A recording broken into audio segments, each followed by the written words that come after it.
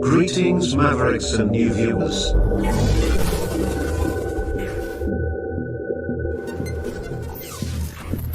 Tonight, direct and live from the Maverick News Network World Studios. This is Maverick News with Rick Walker.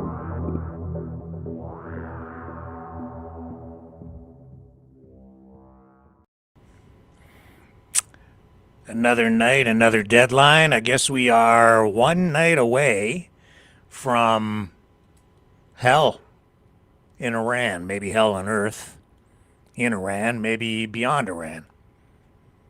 President Trump holding a extensive news conference today on the war in Iran. And it doesn't really make me feel any better. He detailed the rescue operation that resulted in the extraction of that downed F-15 crew member who apparently was hiding out up in a mountainous region, and then talked about the latest ultimatum that he has issued for the Iranian regime. We have all that, plus the assertion that Trump has given up on making Canada the 51st state, while all the evidence suggests the opposite. And a story of inspiration continues as the crew of Artemis 2 sets a new record for humanity. Stay with me. We'll come back on the other side and start digging into today's top news stories, and we'll do it together.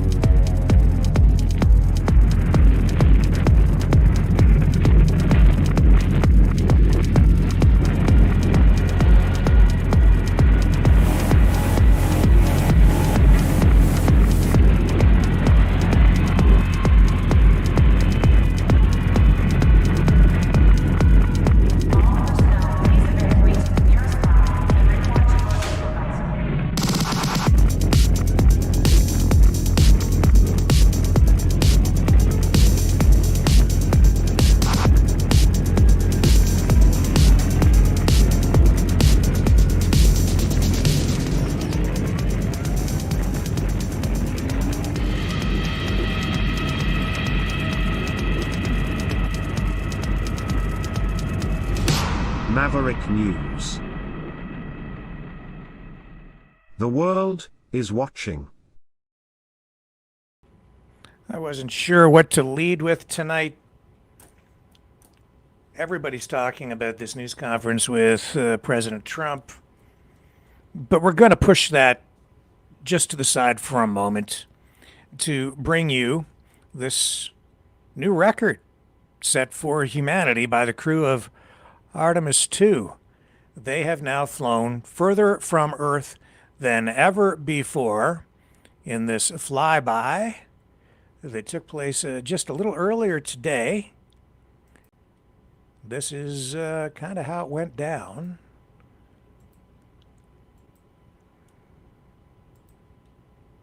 We recently received confirmation that the Orion spacecraft and its crew have officially entered the lunar sphere of influence.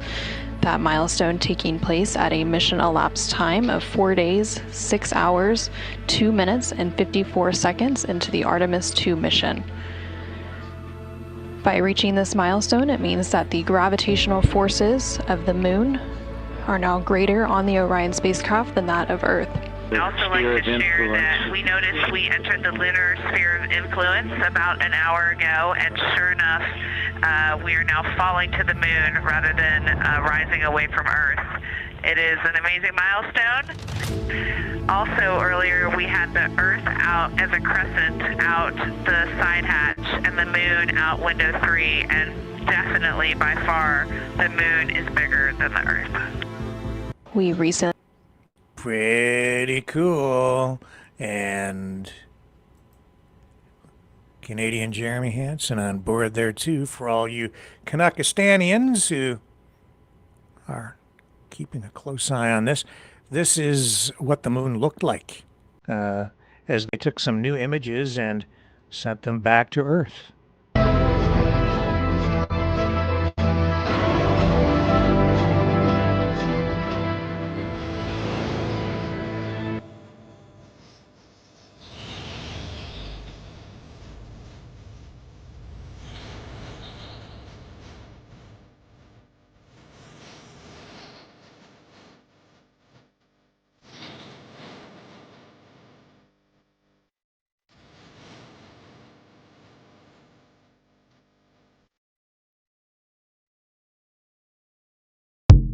Yeah, cool place to visit. Wouldn't want to live there.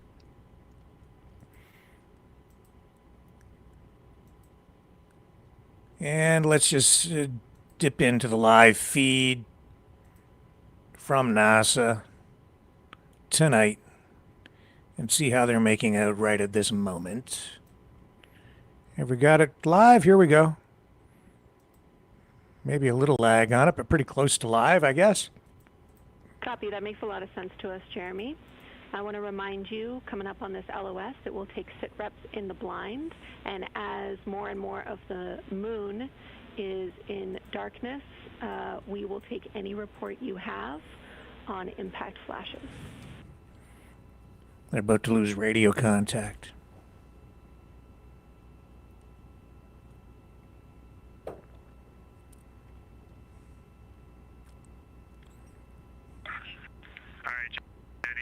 Have to say again your last. There's a lot of conversation here, and I was on the other side of the cabin, so I missed all of it. Look out for impact flashes, and we'll take sit reps in the blind.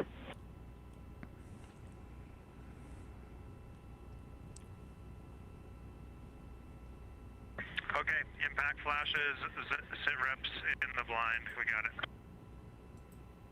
And yeah, just so you understand what's going on with window 1, there is light coming through the outer hall from window 2 into the inside of window 1, if that makes sense. Like, I can see the inside of the vehicle when I look between the two panes of glass.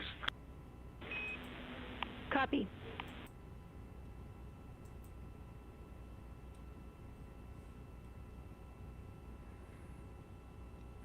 Ten-day mission.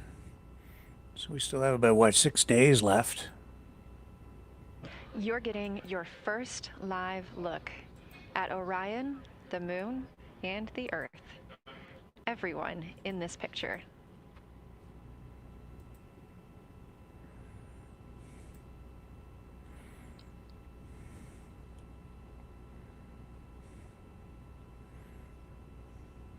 This is a live view from the Orion spacecraft.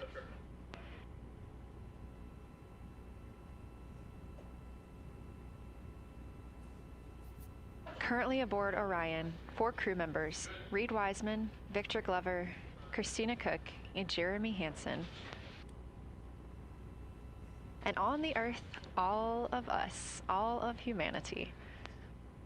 You can see the moon is starting to get a little bit dimmer as the astronauts are going to pass behind it. Now 6 minutes and 26 seconds away from that loss of signal. Again, we will be out of communication with them for about 40 minutes until they come around the other side of the moon and we can re-establish contact. And this is a delayed feed, so we're a little bit behind with this, but I'll let it roll because it's all fresh for us. Integrity Houston, you are 6 minutes from your 40-minute lunar flyby LOS. From all of us, it's a privilege to witness you carrying the fire past our farthest reach. Thank you. Godspeed.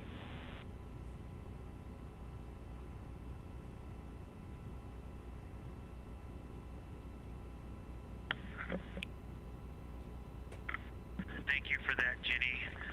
And thank you to all of you for allowing us the immense privilege to be on this journey together. It's quite amazing. And as we go on this journey, thinking about the NASA mission to explore the unknown in air and space, to innovate for the benefit of humanity and to inspire the world through discovery. And as you've gone along on this journey with us, hopefully we're doing just those things. And as we get close to the nearest point to the moon and farthest point from Earth, as we continue to unlock the mysteries of the cosmos, I would like to remind you of one of the most important mysteries there on Earth, and that's love. Christ said in response to what was the greatest command, that it was to love God with all that you are. And he also, being a great teacher, said the second is equal to it, and that is to love your neighbor as yourself. And so, as we prepare to go out of radio communication, we're still to feel your love from Earth, and to all of you down there on Earth and around Earth, we love you from the moon.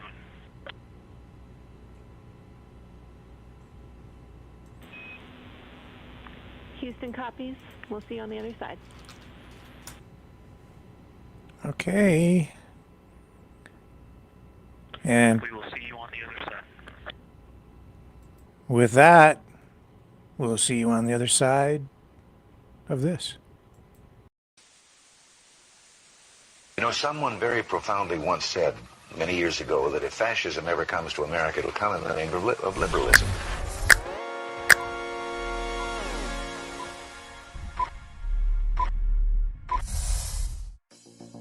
Well, I think it's time we ask ourselves if we still know the freedoms that were intended for us by the Founding Fathers. If we lose freedom here, there's no place to escape to. This is the last stand on Earth. The entire world is watching. Every dictator, every crazy dictator in the world is watching.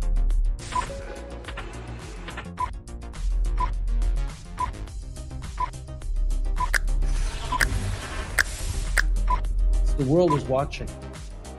On TV, the entire world is watching. On social media. But the entire world is watching, and yes, they are seeing what we have apparently bravely been willing to say that others are thinking. Stand for freedom. Literally stand for freedom. Let's get this done. The entire world is watching. We're at war with the most dangerous enemy that has ever faced mankind in his long climb from the swamp to the stars. Maverick News. Maverick News. Maverick News. Let me have more control of my own destiny. The world is watching.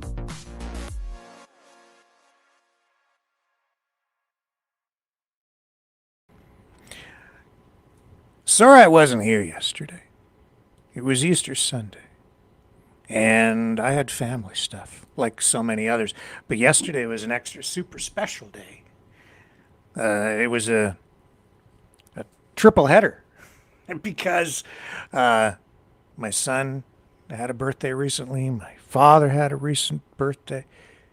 And then it was Easter Sunday. So we all got together yesterday, and I just couldn't get back in time to get the show on the road here. So I was forced to take a night off. So I appreciate you guys being patient and returning this evening. As always, humbled and privileged and grateful for all of you showing up tonight, as always. And I do have a lot to share with you tonight. And hello, Jubilee. You called me earlier and made me laugh. And I will, I think, be able to follow through with the promise that I made that I might have something very memorable for you, for all of you, at the end of tonight's broadcast. It's serious and hilarious. I think it's hilarious at the same time, but also very serious too. Hello, Dog Mom, Lindy. Hello, Dragon, Ian, all of you. And especially to all the haters out there, thank you for showing up. And I'll tell you, a lot of people are hating what Donald Trump posted over this Easter weekend. Have you seen what he posted? The open the effing straight Post. Oh my. Wicked. Absolutely unbelievable. I can't. This is the President of the United States. Here's what he put up on social media yesterday. Tuesday, he says, will be power plant day and bridge day, all wrapped up in one, in Iran. There will be nothing like it. Open the effing straits, you crazy bastards, or you'll be living in hell. Just watch. Praise be to Allah, President Donald J. Trump. Now, I said the other night that the president speaks both to, he speaks in contradictions all the time. It's like a giant mind game that he's playing with everyone. It is kind of continuing here. And as much as he is sort of giving people bits and pieces of narrative that you can either latch onto or reject at your convenience in order to support him, or reject him, but mostly to get people to support him so that they can just ignore the bits that they don't like. It's become very clear as well that he is, well, his words are manipulating markets. And so there's that aspect to it as well, because people in the know, when they know when things are coming in world events that might affect the economy, they know when to buy and they know when to sell on various markets. So there's that aspect to all of this as well. But this one here, just the tone and the vulgar language coming out on an Easter Sunday really did offend a lot of people. Now others, like this guy here, Greg Kelly from Newsmax, some would, some people call him a MAGA cultist. He's certainly a Trump apologist. It doesn't matter what the president does. He will defend Donald Trump to the end, no matter what. He says here, in response to this post that is being so, so aggressively attacked, and maybe justifiably so, but that's up to you. He says, everyone's so horrified at President Trump and his language. He posts all caps, give me a break. This is the way people talk. Get over it. It's barely lunchtime, and I've heard the F word on the streets of New York City a dozen times. Trump is keeping it real. We are going to win. Okay? And then, of course, right below, somebody adds some context, because just a few years ago in 2022, that same Greg Kelly from Newsmax posted, I frown upon offensive vulgarity. I favor a ban, voluntary, on the F word. Should only be uttered in private, in certain situations, never in public. Oh, the hypocrisy. The excuses. I don't know if that's truly helpful, posting stuff like that. War is a serious business. A lot of lives at stake. Thousands of people have died in Iran. The death toll estimate from the protests alone vary widely and dramatically, from like maybe 5,000 or 6,000, which the Iranian government itself confesses to, saying that yes, I think it's about 5,000 or 6,000 they've said, maybe 3,000. The numbers are all over the place, but they're in that zone with regard to public hangings and people being executed for rising up against the government in protest. If you listen to the people on the MAGA side of the sphere, and others as well on the Western side, they will say that now as many as it's gone from like 20,000 to 30,000, 35,000. Now it's at like 45,000 people killed in those pre-war protests where the government of Iran executed people. The most recent executions coming over the last few days. Most prominently, there was this athlete, an Iranian wrestler, who has been executed not in public but in prison. So there's that, highlighted by the media. Here, in fact, I don't have it queued up, but I'll bring it up.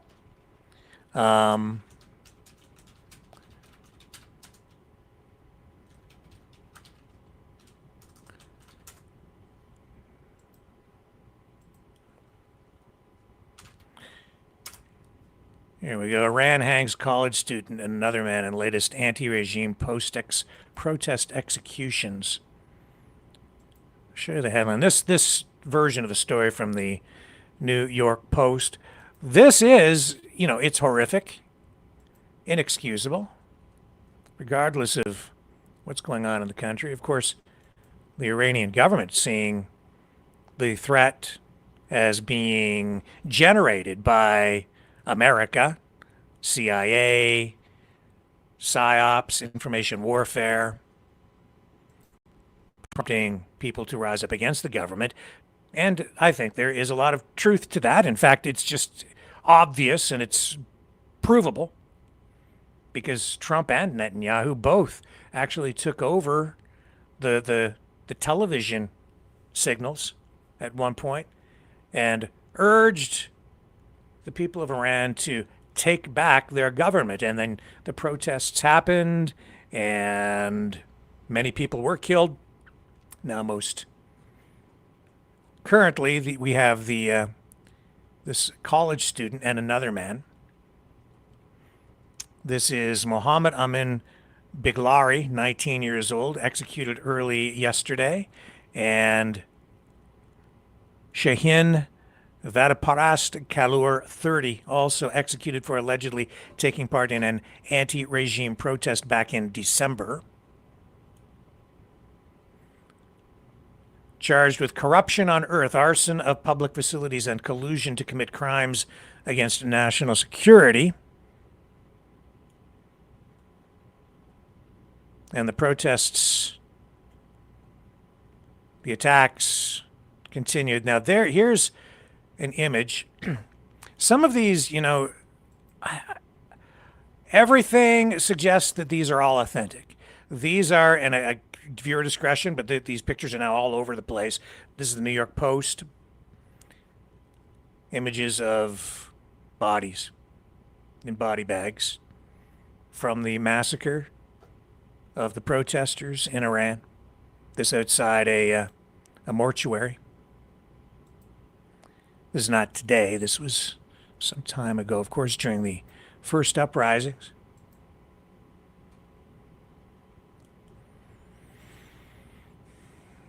Some of these images, and I've said this before, remind me of what we saw during the pandemic. The look, the way they look.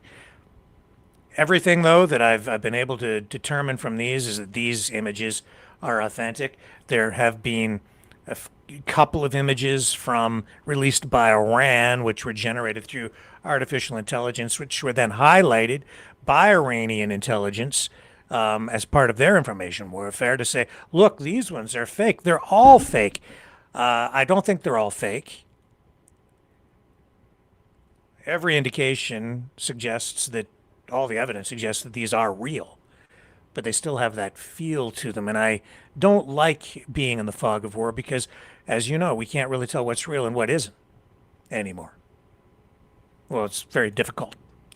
Shouldn't say you can't tell. It's difficult sometimes to tell. So I question all of this, all of it, especially after listening to J.D. Vance talk about the nuclear vests that do not exist.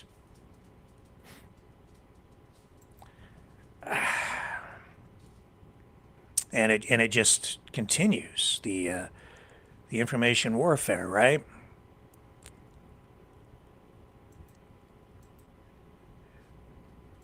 And it's all being done in the name of freedom. But here in the West right now, I think we're being bombarded with MAGA-focused rhetoric, mostly from anything coming out of the Iran area. The information is very, very controlled, I would say. But, there's criticism, there's political critics online, but some of the stuff that Trump says to me, doesn't make sense. Here he says that the people of Iran want the Trump government to continue, to the military, the U.S. military, to continue bombing, even when they're bombing near their homes. Just listen to what happened in today's news conference. You've said Iranians would be mad if you stopped these attacks, but why would they want you to blow up their infrastructure, to cut off their power? Wouldn't that be punishing Iranians for the actions of the regime? They would be willing to, and it's suffering, they would be willing to suffer that in order to have freedom.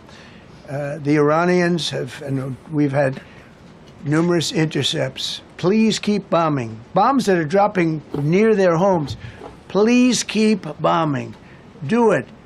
And these are people that are living where the bombs are exploding. And when we leave and we're not hitting those areas, they're saying, please come back, come back, come back. These are the people. I don't know what they do. All I can tell you is they want freedom. They have lived in a world that you know nothing about. It's a violent, horrible world where if you protest, you are shot. You've said Iranians would be mad if you stopped.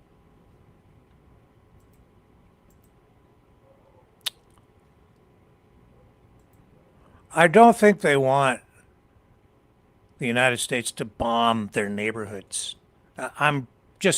You're right, I haven't lived there. Maybe I'm wrong. Maybe they want their houses blown up. Maybe they want their neighborhoods blown up. But to me, it defies logic. I don't get it. Or maybe I do. Sounds a lot like, maybe it's like Canada.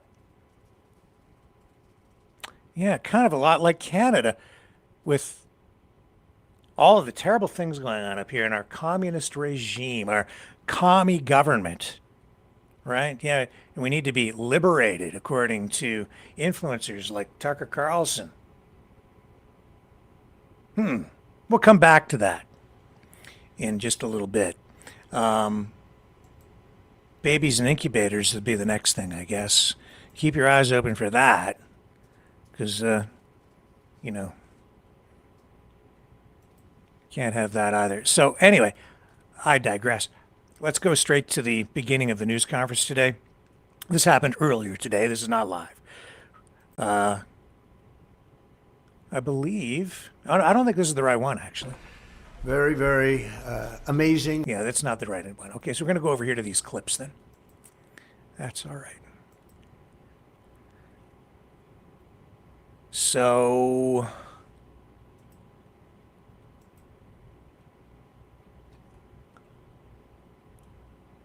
Trump issuing this new deadline says they're giving the United States, he's giving Iran until tomorrow, 8 p.m. Eastern time. And after that, they're going to have no bridges. They're going to have no power plants. They're going to bomb Iran back to the Stone Ages. Let's bring up this one.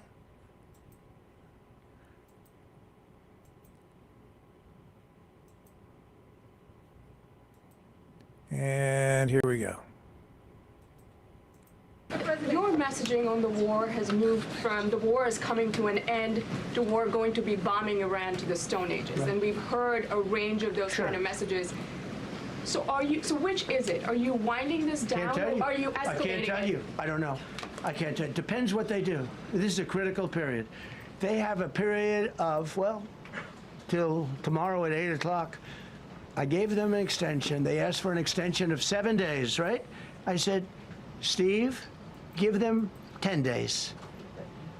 10 days is up actually today, so I gave them 11, I guess, indirectly. I thought it was inappropriate the day after Easter. I want to be a nice person. They have till tomorrow. Now, we'll see what happens. I can tell you they're negotiating, we think, in good faith.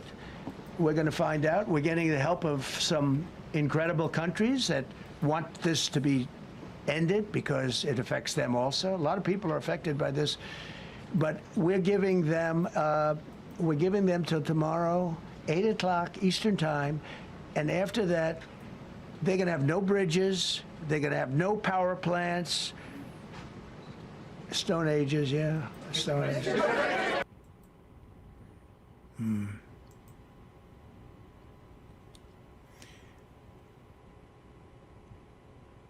And then the defense secretary, who fancies himself the Secretary of War, Pete Hegseth, did highlight what Trump is calling an Easter miracle, and I would have to agree with that. They managed to save that F-15 crew member that they were searching for. The details surrounding it, as described by Trump, I think are amazing, hard to believe, even to a degree. But here's Hegseth talking about this, and incredible work by the U.S. military to effect the rescue. A running coordination cell, and the top of it read 45 minutes and 45 hours. Keeping the phone call and 56 open minutes. With the guy. For 45 hours and 56 minutes, we held that call open for coordination. From the moment our pilots went down, our mission was unblinking. The call never dropped, the meeting never stopped, the planning never ceased. The president demanded rapid, decisive action. He backed our military with the full weight of his resolve, refusing to let enemy propaganda or tactical setbacks deter us. His leadership ensured that every lethal and non-lethal resource was brought to bear, that our forces had the authorities and the support they needed to succeed. When the president says he has the backs of our warfighters, he means it. And it means a great deal, and it's a big difference on the battlefield. President Trump understands that peace through strength is not a slogan. It is a doctrine that saves American lives. His unwavering commitment to rebuilding our military and restoring the warrior spirit has paid dividends in missions just like this one. Under his command, America projects power with confidence and brings our people home with victory. And that continues today, by the way. Per the president's direction, today will be the largest volume of strikes since day one of this operation. Tomorrow, even more than today. And then Iran has a choice. Choose wisely, because this president... Reaction varies. Some people saying this is a very positive thing. You know, they highlighting Iranians calling for regime change, cheering. Others, mixed reaction. Alex Jones, who the heck knows where he stands? 1 minute he supports Trump, the next minute he doesn't. Could be taken out in one night, and that night might be tomorrow night. The entire country of Iran could be taken out one night. The entire country could be taken out in one night, and that night might be tomorrow night. That's what he said. One night. So we're one night to hell. That post up by Alex Jones, who has kind of come out and has been, well, he says that MAGA's got to cut ties with Trump, because Trump is becoming a liability, that he is obviously not well and is suffering from dementia. That clip alone, though, or the entire country could be taken out in one night, makes me jittery. It does. It absolutely does. Because up until now, he's been pretty much President Taco, always chickening out. But this is different. Everything here is different. He says that they can open that strait very easily, that they can destroy the entire country in one fell swoop in like a matter of 4 hours.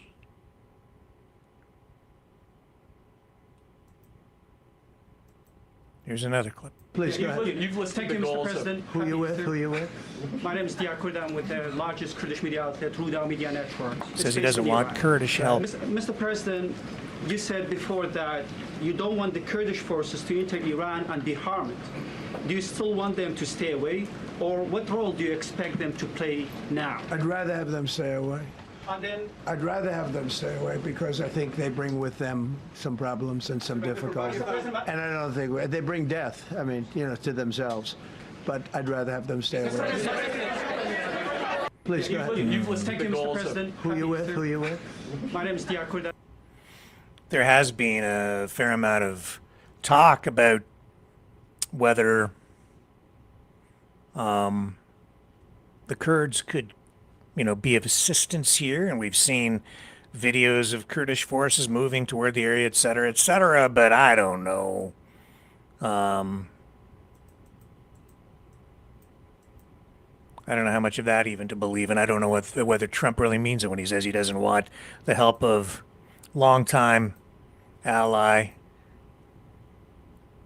their longtime allies in the Kurds. I know that the United States has let them down in the past, sometimes not coming to their aid when needed most.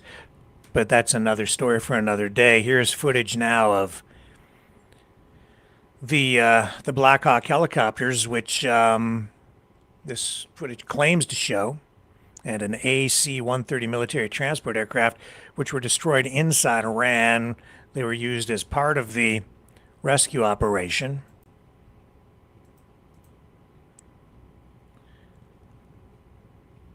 The U.S. saying that these are destroyed because they didn't want the Iranians to get their hands on them.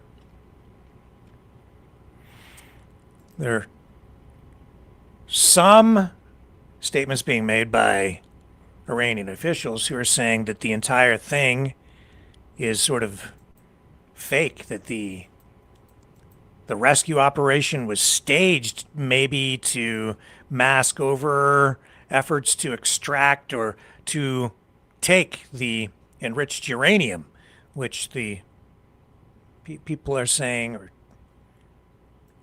Trump administration is saying, the Iranians were going to use to build nuclear weapons. And of course, Trump's saying that the negotiations are ongoing, but it's pretty clear that a lot of, often when he's been saying that he's engaged in negotiations and his team is talking to people within the Iranian regime, that he's been pretty clearly lying. I don't know whether to take this seriously or not. This is a critical period. They have a period of, till tomorrow at 8 o'clock. I gave them an extension. They asked for an extension of 7 days, right? I said, Steve, give them 10 days. 10 days is up actually today, so I gave them 11, I guess, indirectly. I thought it was inappropriate the day after Easter. I want to be a nice person. They have till tomorrow. Now, we'll see what happens. I can tell you they're negotiating, we think, in good faith. We're going to find out. We're getting the help of some incredible countries that want this to be ended because it affects them also. A lot of people are affected by this. But we're giving them till tomorrow, 8 o'clock Eastern time. And after that, they're going to have no bridges. They're going to have no power plants. Stone Ages, yeah. Stone Ages. This is a critical period. So what I found interesting in the news conference today is that as he's talking about all of this, the reporters there, some of them were asking if he was concerned about the criticisms being leveled at him, saying that he is threatening to commit war crimes, asking him, are you worried about that? He says no. But what they didn't ask him is if you are taking out all of the power plants, does that include Iran's nuclear power plant? Would he target that as well? And if so, what would that look like? What might that involve? And if you're going to fire missiles or drop bombs on a target like that, would you be targeting the facility itself and blowing it to bits, or just surrounding infrastructure, which carries the power from the nuclear power plant? There's always the risk, of course, that you could damage the plant and you could have a Chernobyl-style disaster. Nobody asked the question. I think taking for granted that that just won't happen.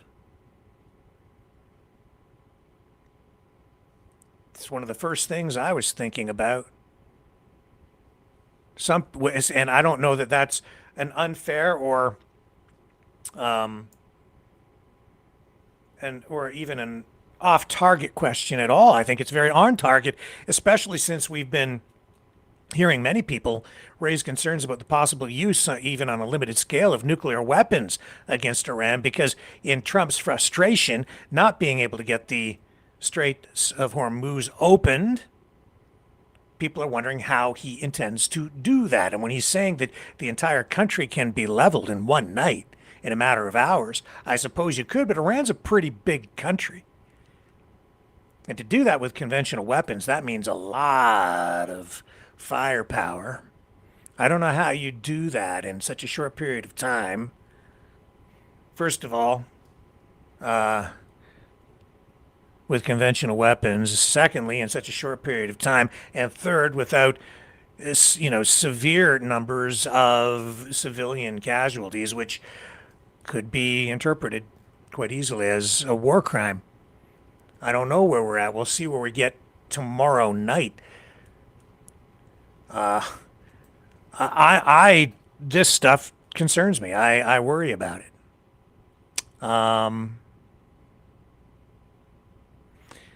Here's economist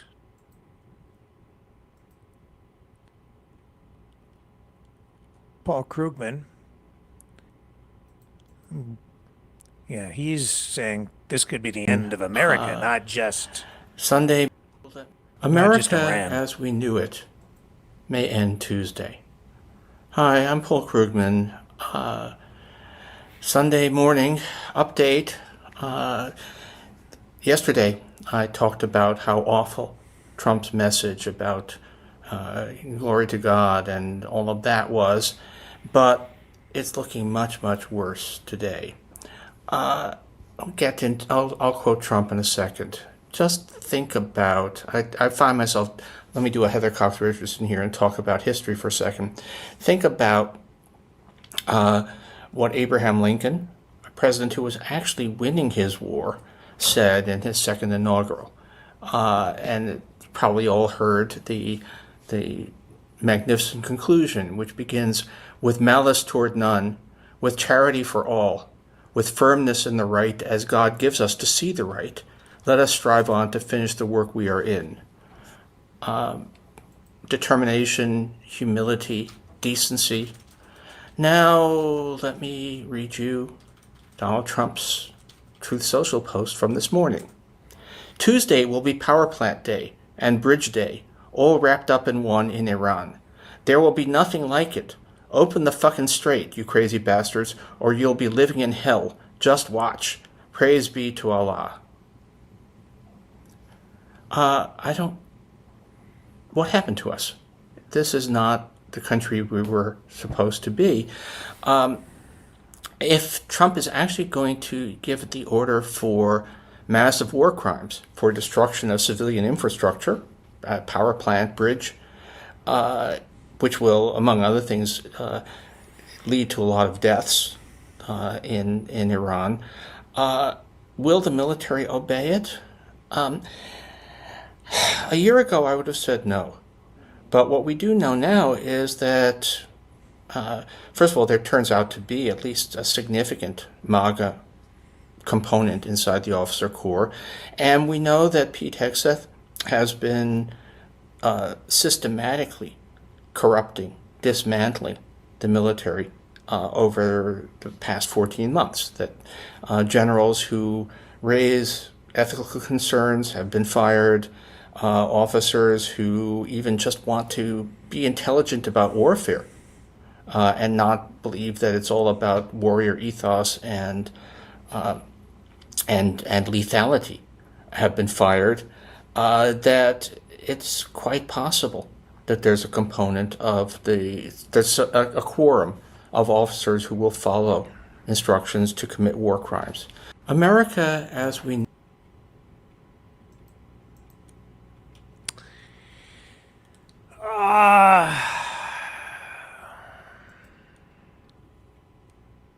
I don't think Paul Krugman is prone to hyperbole or hyperbolic statements. He's a pretty thoughtful guy.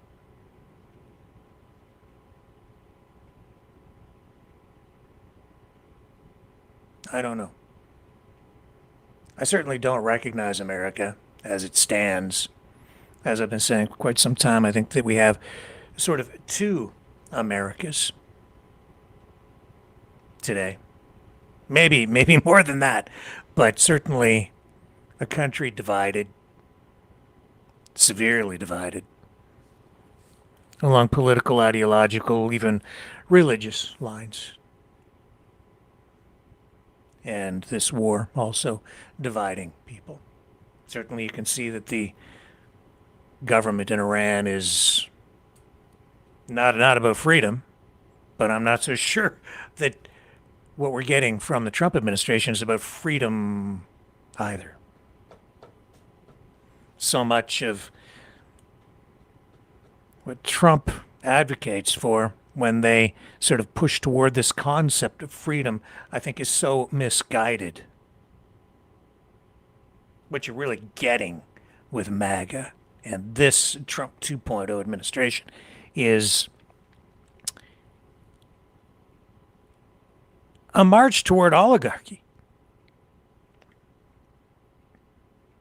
Selling everyone on this idea of freedom from the government. And I've said it many, many times myself, the bigger the state, the smaller the citizen. I believe that generally is true. But it's about balance as well. It's about having the right amount of government. There's a place for government.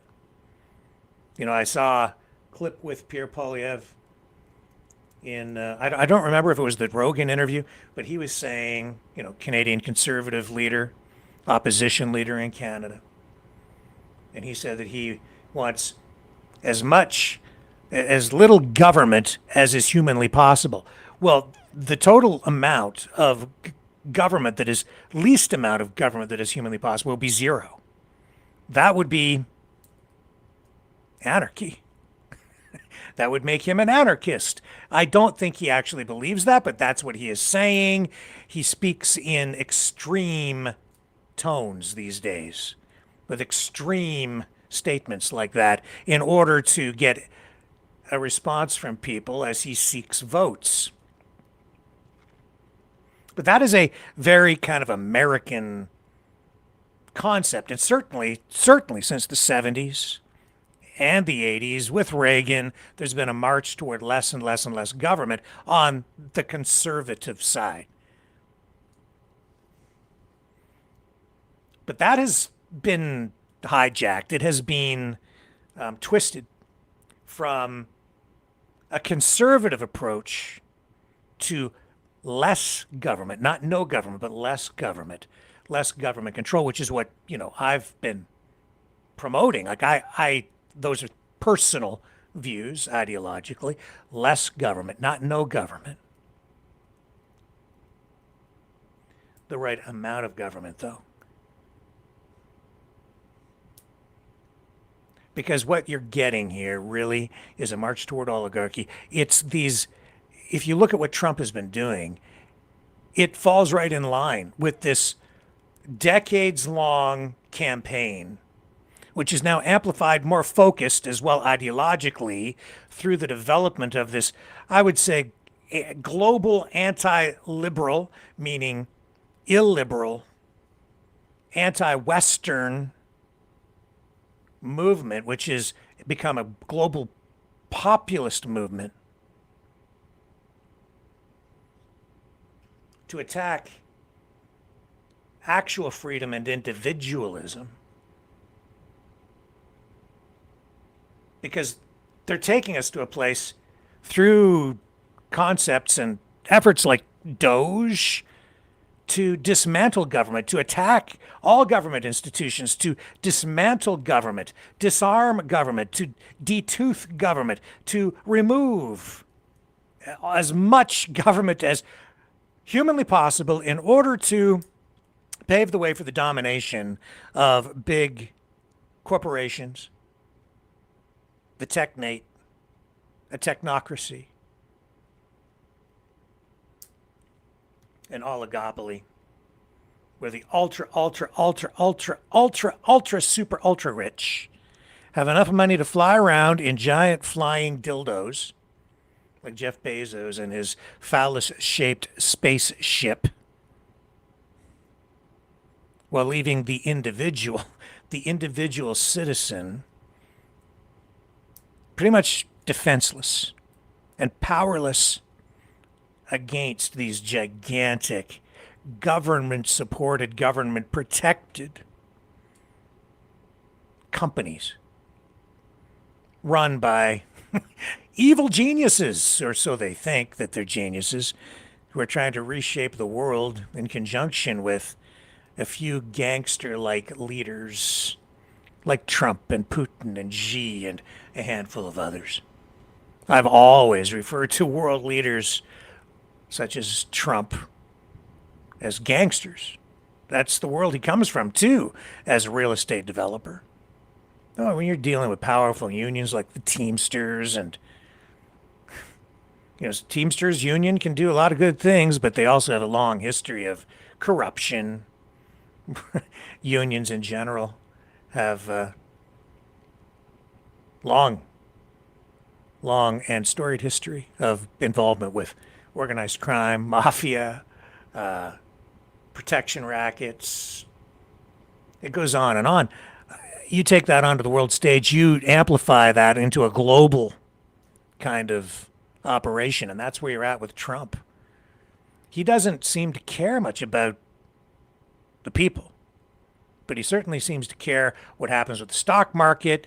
I think he speaks with a forked tongue, like the ultimate politician. He said he's not a politician. Maybe he wasn't when he was getting into it, but I think he was. He'd been campaigning for the presidency since the 80s.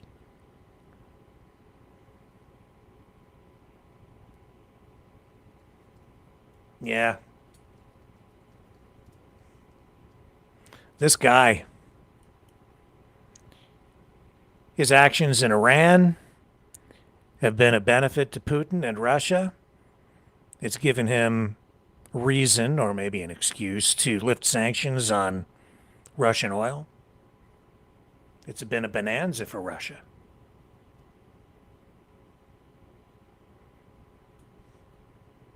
Not so good for the people of Iran so far, because a lot of them have died.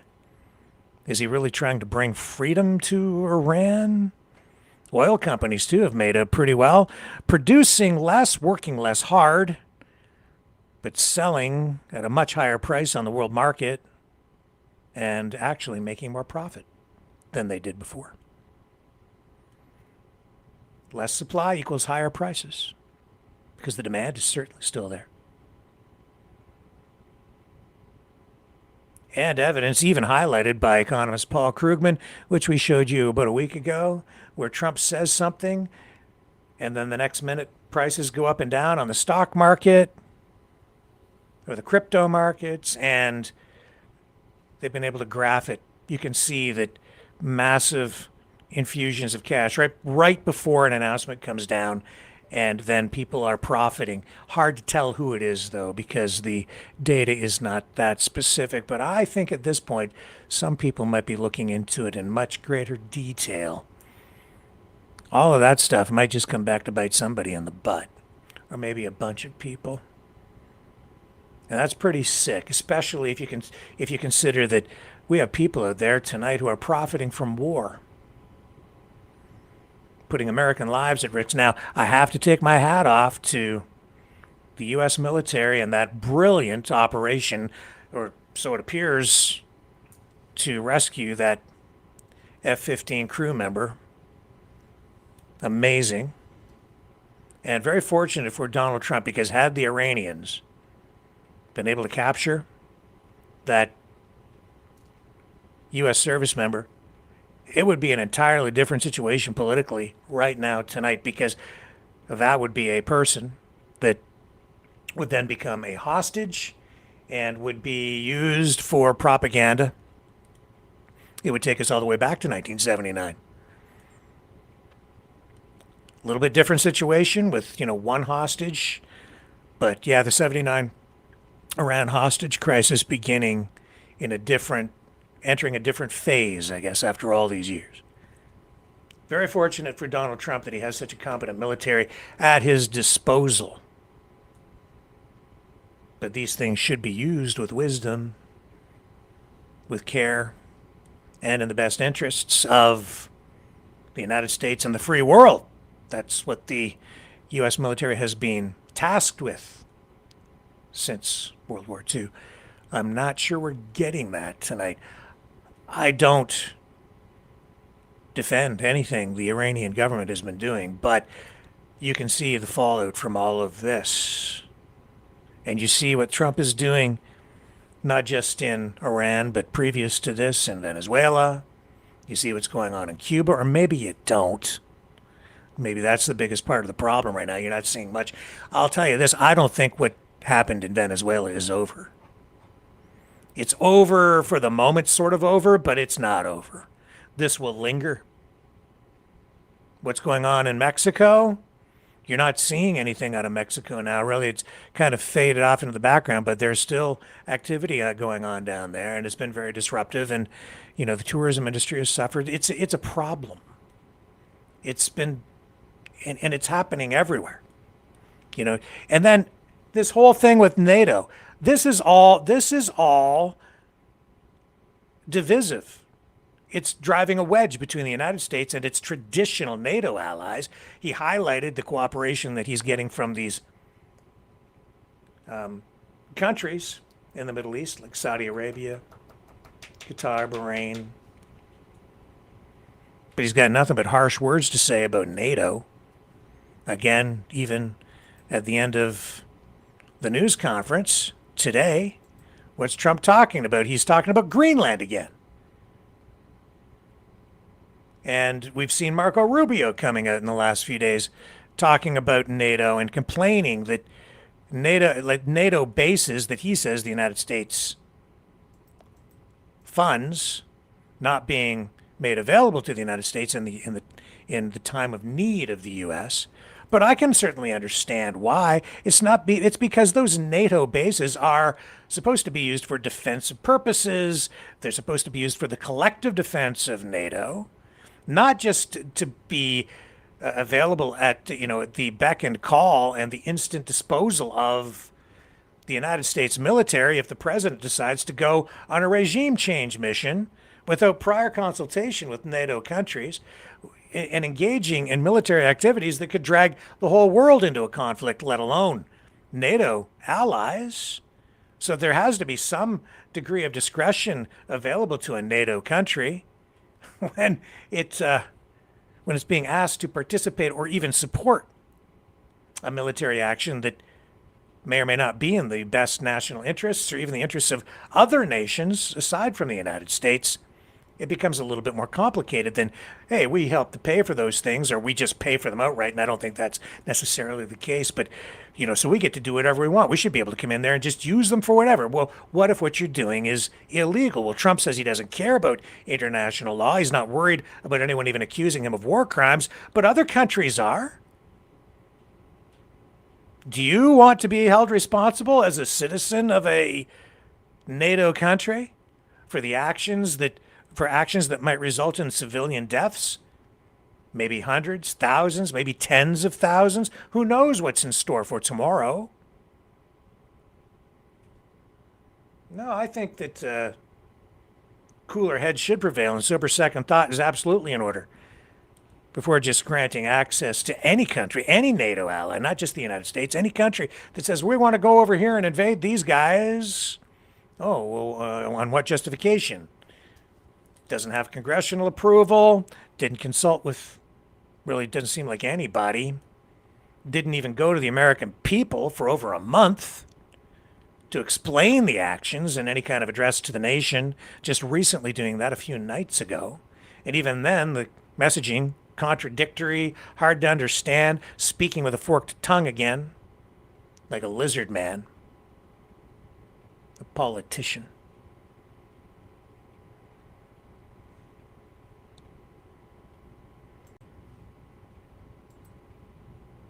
It all began with, if you want to know the truth, Greenland.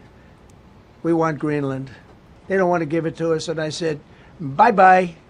Okay, thank you very much, everybody. Thank you. And that's how he ended today's news conference.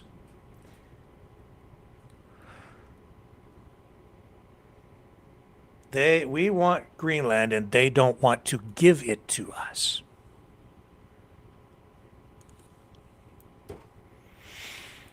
You know, it's not an exaggeration to say that his actions in Greenland have just about brought the United States to a shooting war with NATO countries.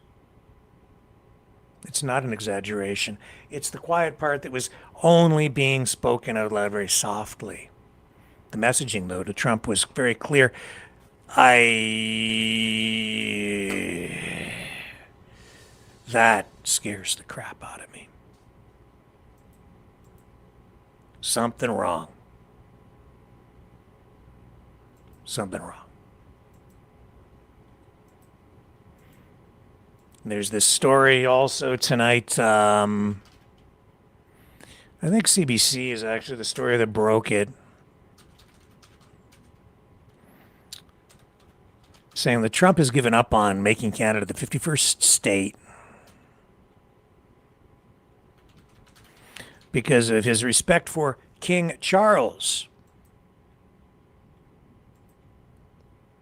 And Trump's annex goal possibly quashed by his respect for King Charles. Here's a clip from CBC. Let me bring it up here.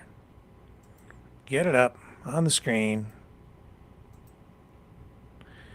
Almost ready. Here we go.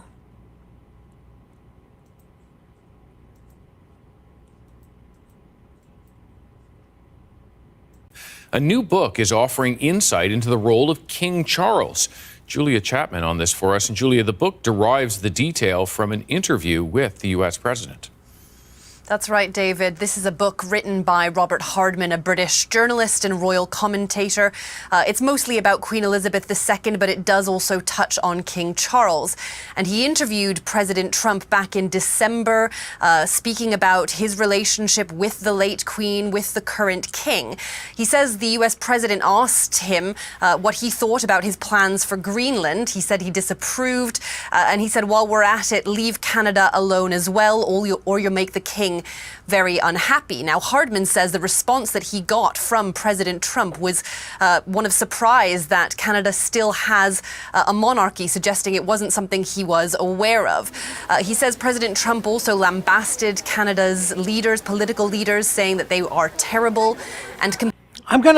Okay, look, Trump wasn't aware that Canada even still has a monarch. Or a monarchy. He doesn't understand. He doesn't understand anything about Canada. He doesn't understand our system of government. He doesn't understand our history. He doesn't understand what we are or who we are. You just heard it right there.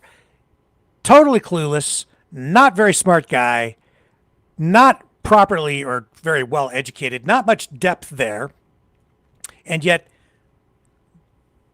just, he's saying that, has been saying that we should be the 51st state. How the hell would he know?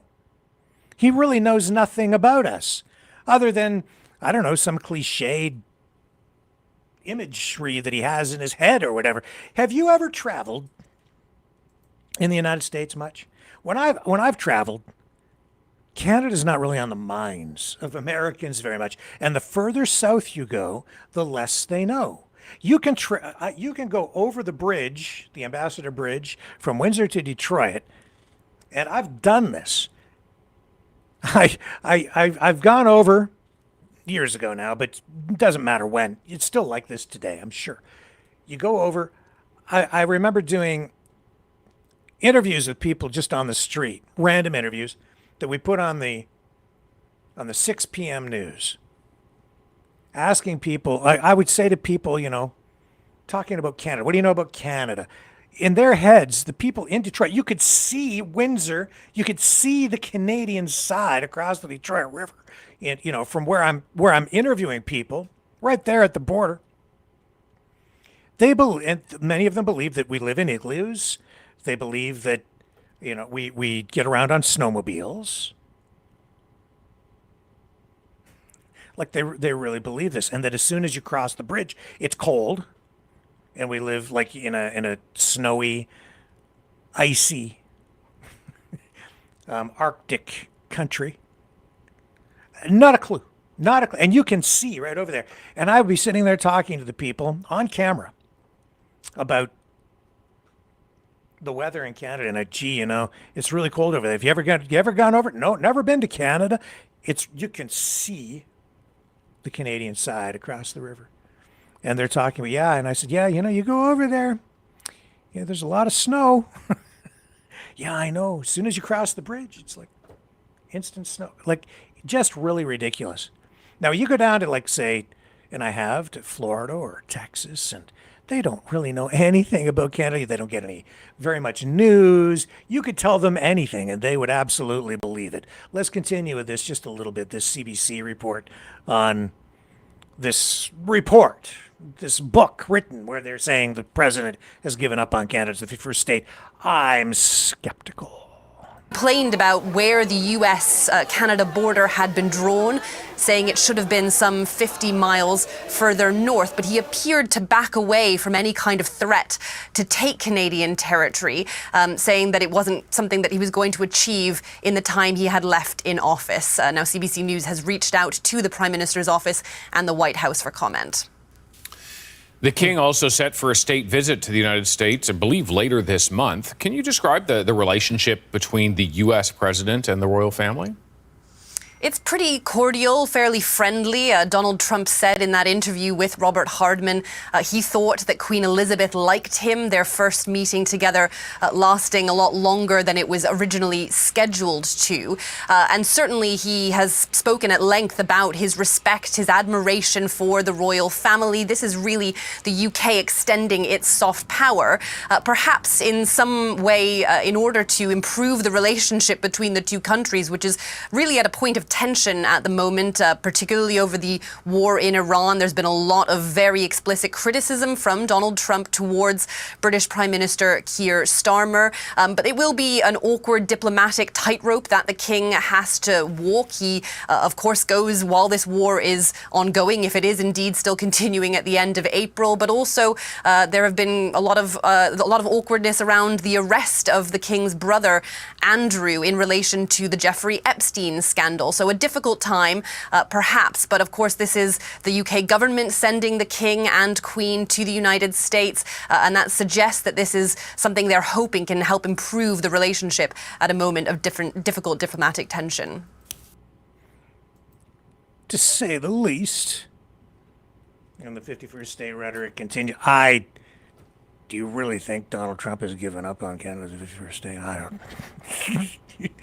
I don't think so. I don't think he's given up on that idea. I don't think he's given up on Greenland. I don't think he's given up on any of it. I think he's just in process.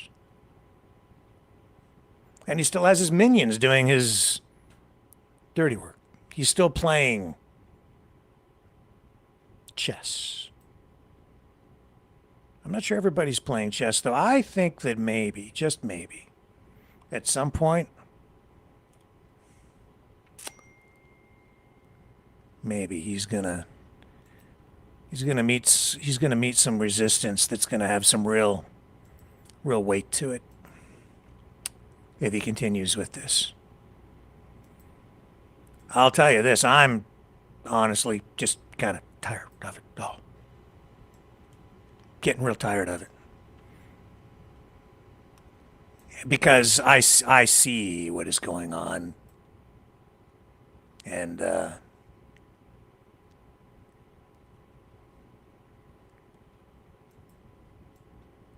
he has an information warfare network set up. He has influencers at his disposal. Not just his disposal. There's an ongoing global campaign. Yes, there is. It's coordinated. And they have everybody thinking upside down, inside out, so you don't know whether you're coming or going, and they've got you working against your own self-interest as an individual, even collectively as countries, societies. It's a war against the West. It's a war against individualism. It's a war against freedom. Not a war for.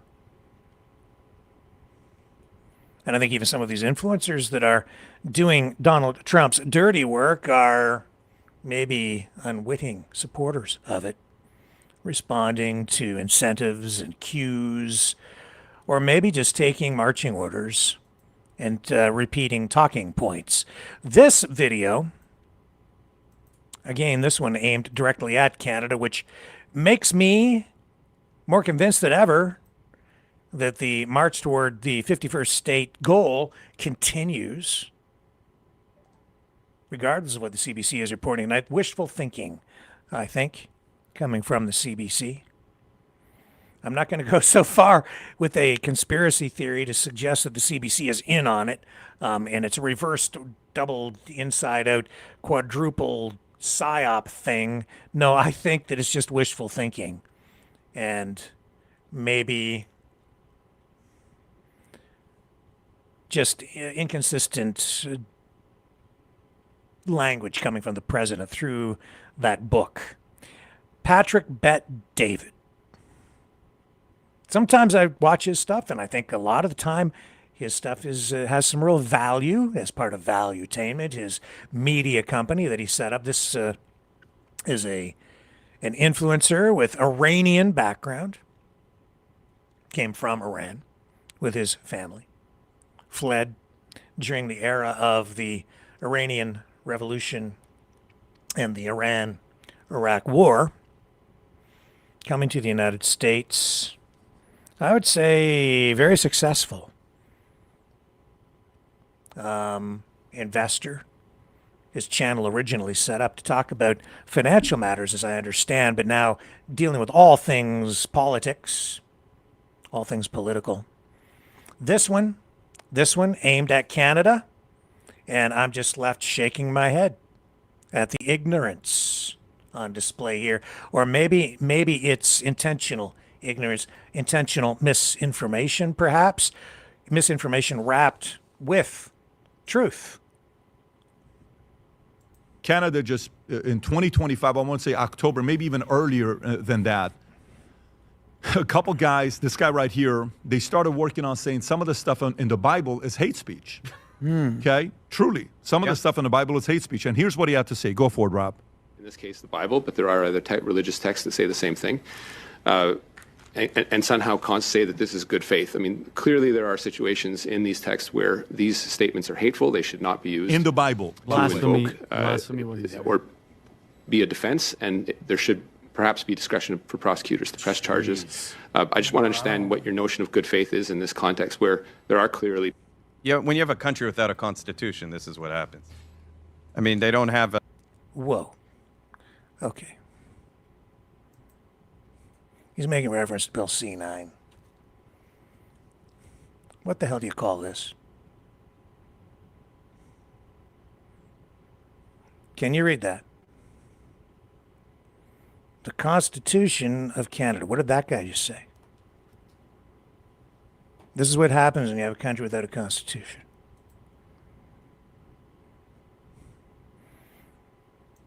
That's Mark Miller, Liberal government,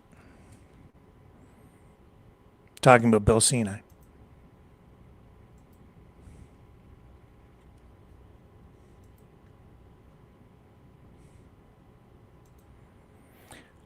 I'll let it roll. Okay, that's not accurate. He's wrong. I'll play it again. And I don't think you got that clip. Good faith is in this context where there are clearly... Yeah, when you have a country without a constitution, this is what happens. We have a constitution. Why is he saying that? He's either an idiot, or he's ignorant, or he's just misinformed, or he's intentionally spreading propaganda, or unwittingly spreading propaganda. It's not true. It's just plain, simple, not true, sits on my desk every night when I'm on with you guys. I keep it right here. I'm tired of that. Tired of doesn't fix it, but that's the rhetoric that's out there. That's part of the big lie.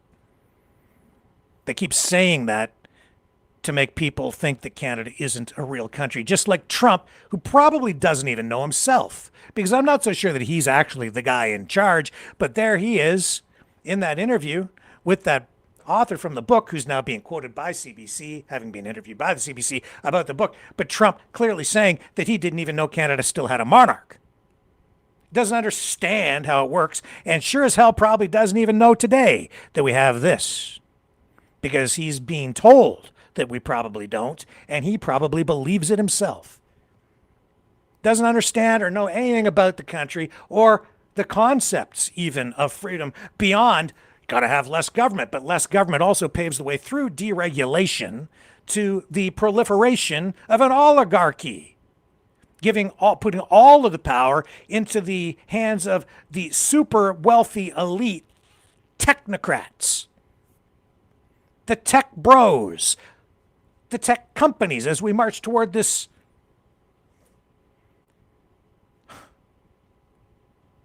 new revolution, march through it,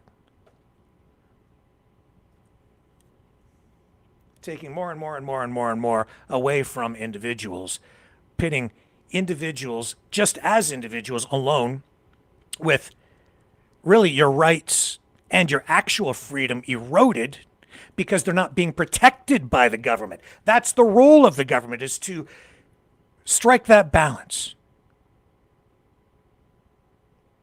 You need some rules, some guardrails, some regulations in place so that everybody's rights are protected. Protect the rights of the individual and make that paramount over everything, not the rights of corporations,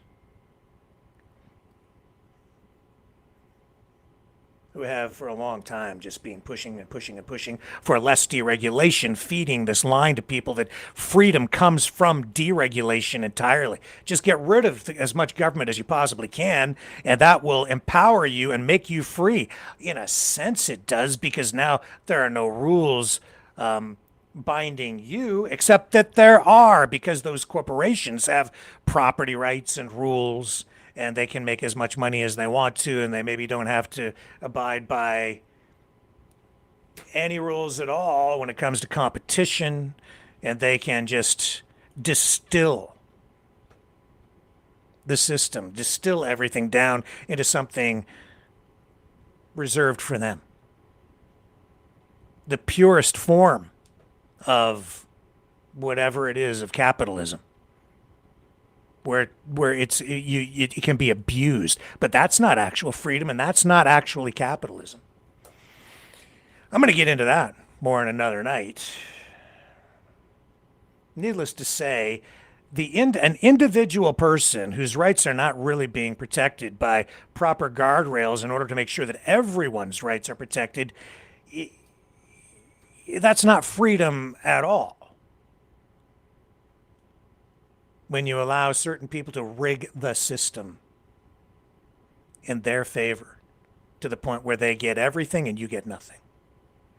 That is what has always been highlighted as the danger of capitalism. That's the evil of capitalism, as communists, Marxists would say capitalism's evil because at the end of the day, you get this pure form of capitalism where it's only the strongest survive and the weak will perish, suffer, and will be abused, oppressed.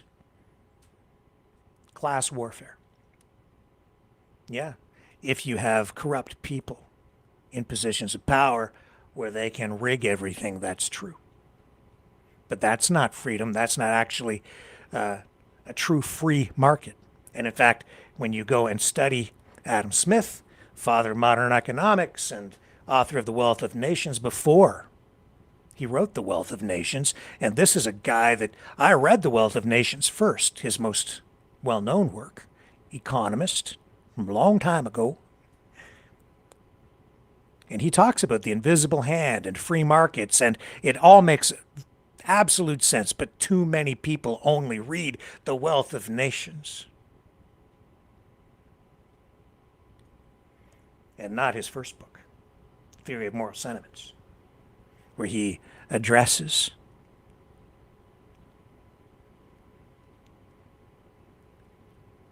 human beings interacting with each other and doing the right things, because it's not only in their own self-interest, it's also in the interest of their society, their community. And he addresses the need for that and the need to preserve that moral side of capitalism. He wrote that first. Most people don't, a lot of people don't even know that. They just think that it's every man for himself or every person for him or herself. And that's not what capitalism is in its truest and best form. However, in Donald Trump's world, in the world of oligarchy, that's what it comes down to. It's about distilling the system, distilling everything down into something very, very strong, potent, and maybe even toxic. The benefits just a handful of people who get to control everything, so that you have a president who can stand up there and speak with a forked tongue, deliver dual messages to people out there. One message at the same time out to the masses, explaining something about a war, but at the same time including a contradictory or veiled message to others out there who are in the know, so they know what to do and when to do it, so that they can benefit. And by controlling, having complete control over regulations, you can also set the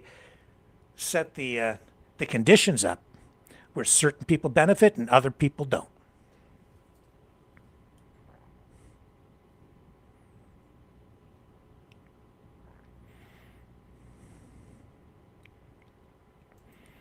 The world is his oyster. He says he's portrayed himself as a king over other countries, and then denies being the king in America. He envies the king. He certainly says he respects King Charles, and I think he does. He envies royalty, wants to be royalty. That's where the respect comes from. It's not so much respect as it is envy. Not a positive emotion.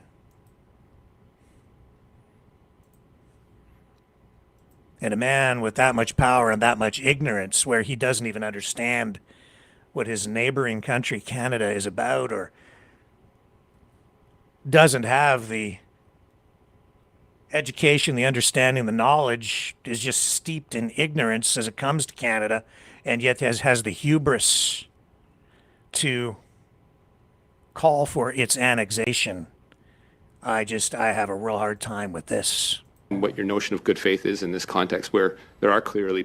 Yeah, when you have a country without a constitution, this is what happens. I mean, they don't have the First Amendment. Let me read this, and then I'm going to come to you. Let me read this, and I'm going to come to you. So you're hearing this, okay? So here we go. Canada wants to make quoting the Bible illegal. This is The Spectator. It's not true. 2 days ago. Easter's almost here, and Canada's Liberal government has chosen the sacred season to display its utter contempt for Christianity. It's currently forcing through the outrageous Bill C-9, which could make it a hate crime to quote from the sections of the Bible. More than 40 civil and religious groups have asked that for the bill's language be clarified and its scope more carefully defined, so that religious texts would not be subject to hate crime legislation, but all in vain. After a hot debate in the House of Commons, the Liberals high-handedly ended a conservative filibuster. In fact, fast-tracked the bill. It's now been sent to the Senate to decide if Canada is a kind of a country that wants to turn quoting St. Paul into a criminal act. You look at Canada during COVID, they were going after churches like crazy. And again...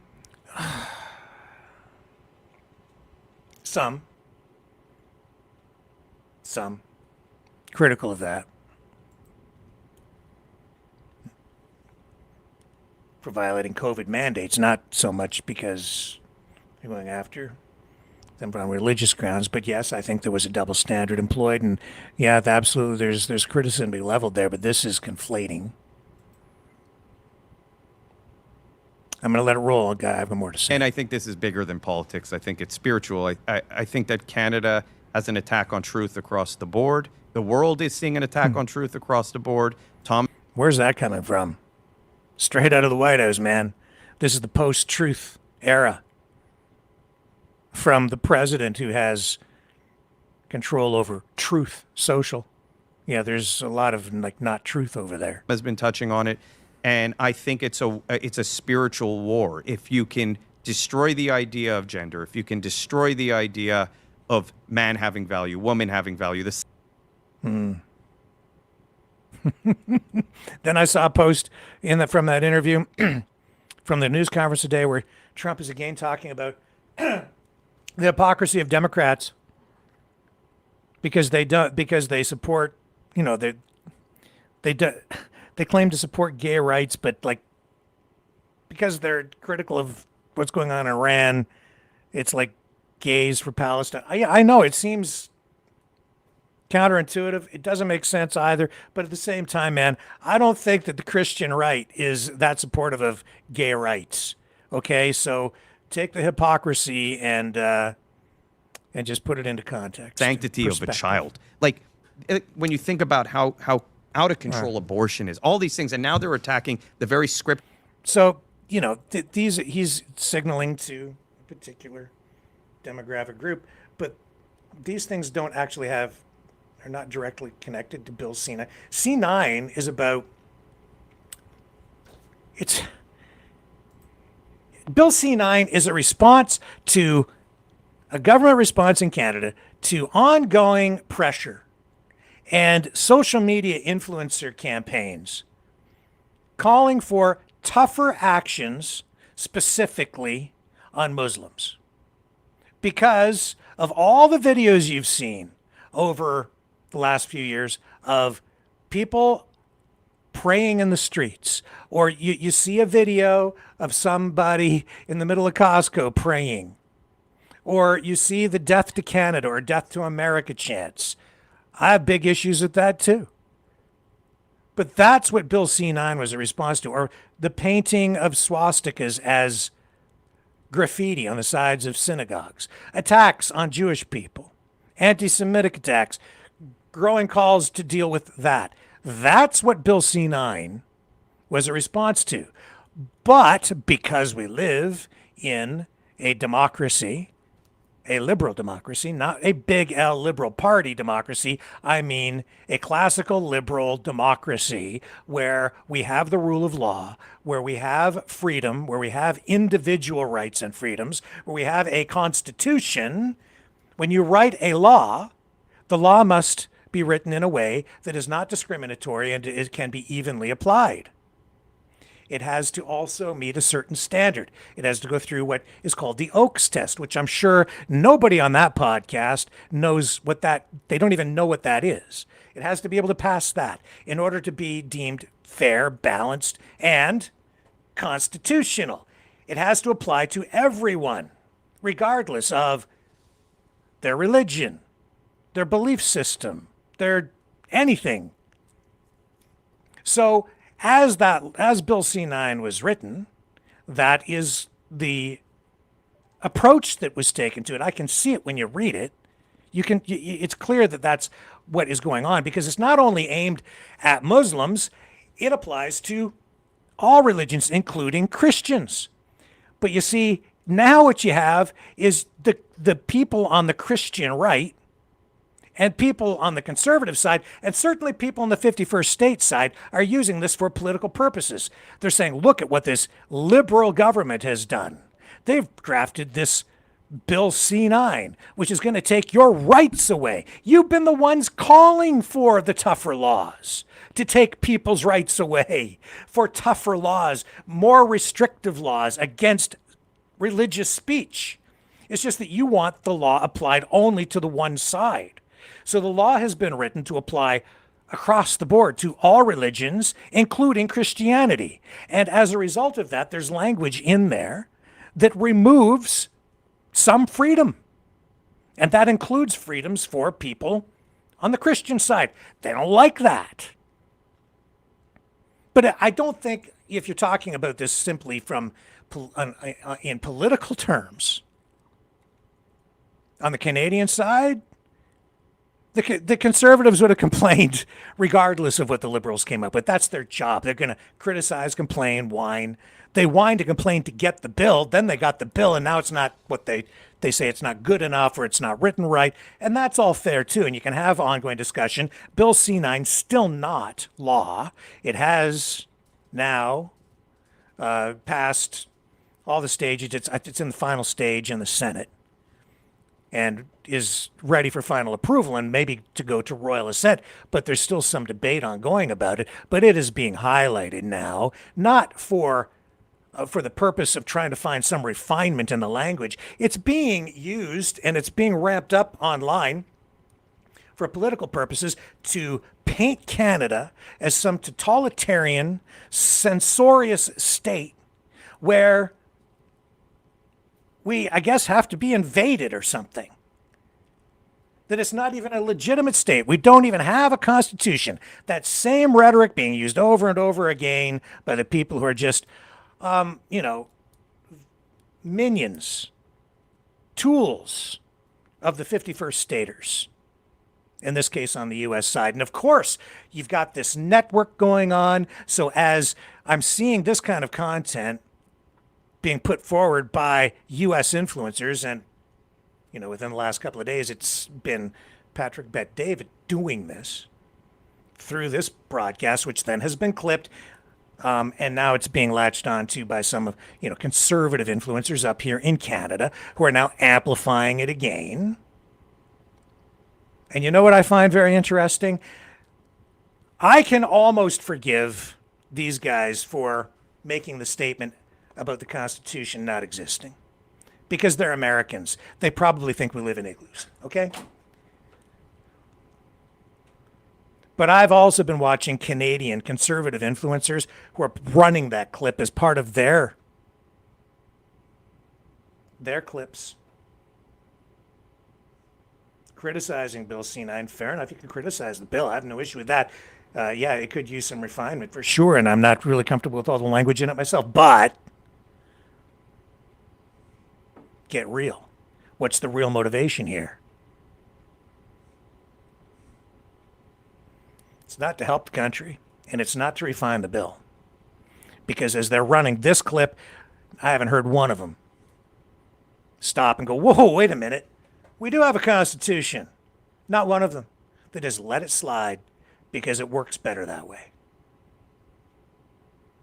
So if you're not willing to defend, I don't care whether you're liberal, conservative, New Democrat, or the Cracker Cheese Party. I don't care. If you're Canadian and you're a Canadian influencer and you're talking every day about politics and somebody on the American side of the equation sits there and says that we don't have a constitution and you just let it slide, that's a pretty big omission.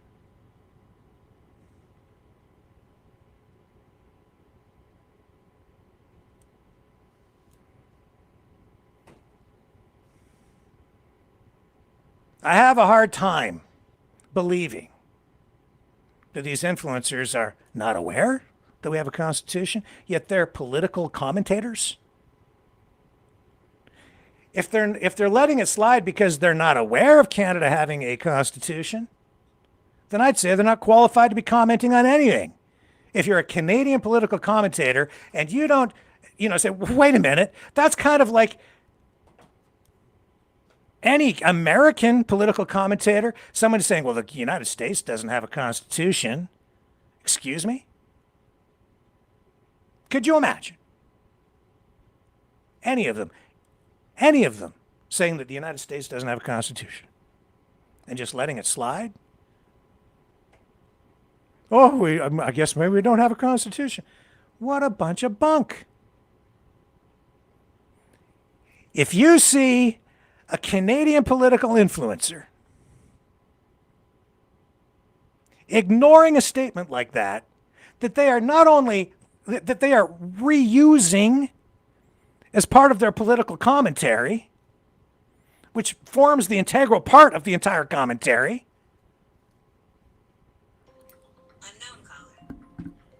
then I would suggest to you that you might be better use your time listening to somebody else. It's bloody ridiculous. It's so blatantly obvious at this point that this is just part of the ongoing effort to undermine confidence, trust, belief even in Canada as a nation state in order to disarm the country, get people upset, fill people full of misinformation, convince them all that we'd be much better off as a 51st state so that Mr. Trump can come up here and take whatever it is that he wants, either the whole country or maybe just Alberta oil, without firing a shot. That's what this is all about. And it's a global thing. It's happening in many countries around the world.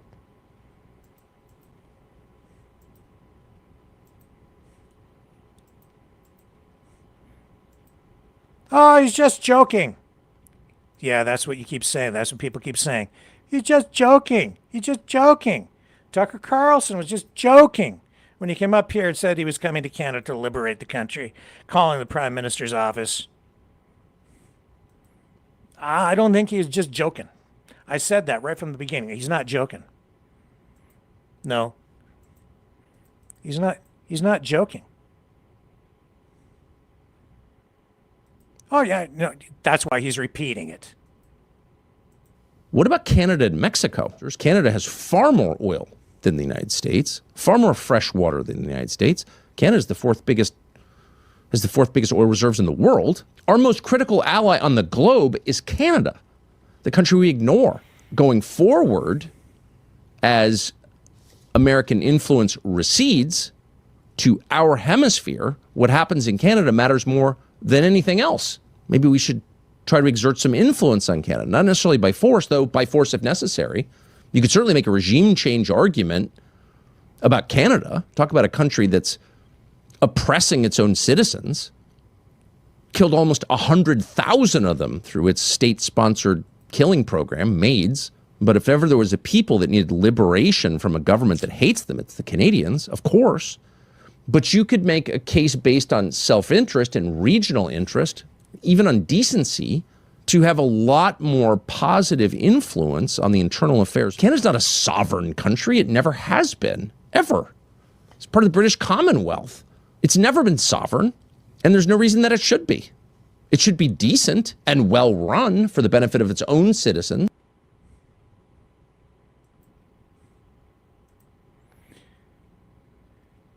Excuse me, Linda.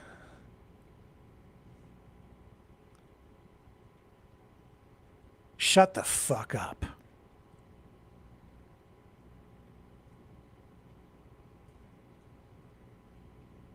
Not you, Linda.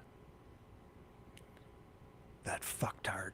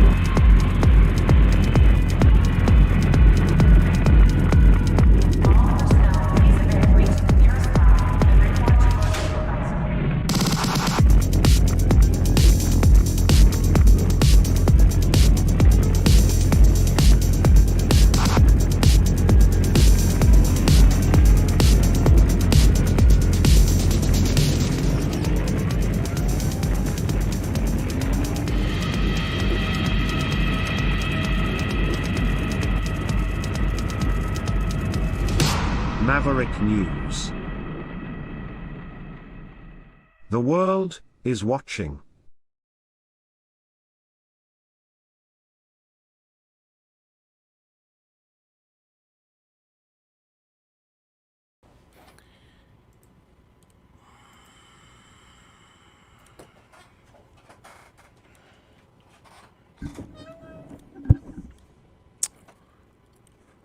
I'm back.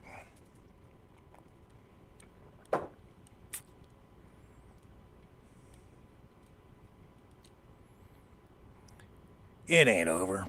He hasn't given up.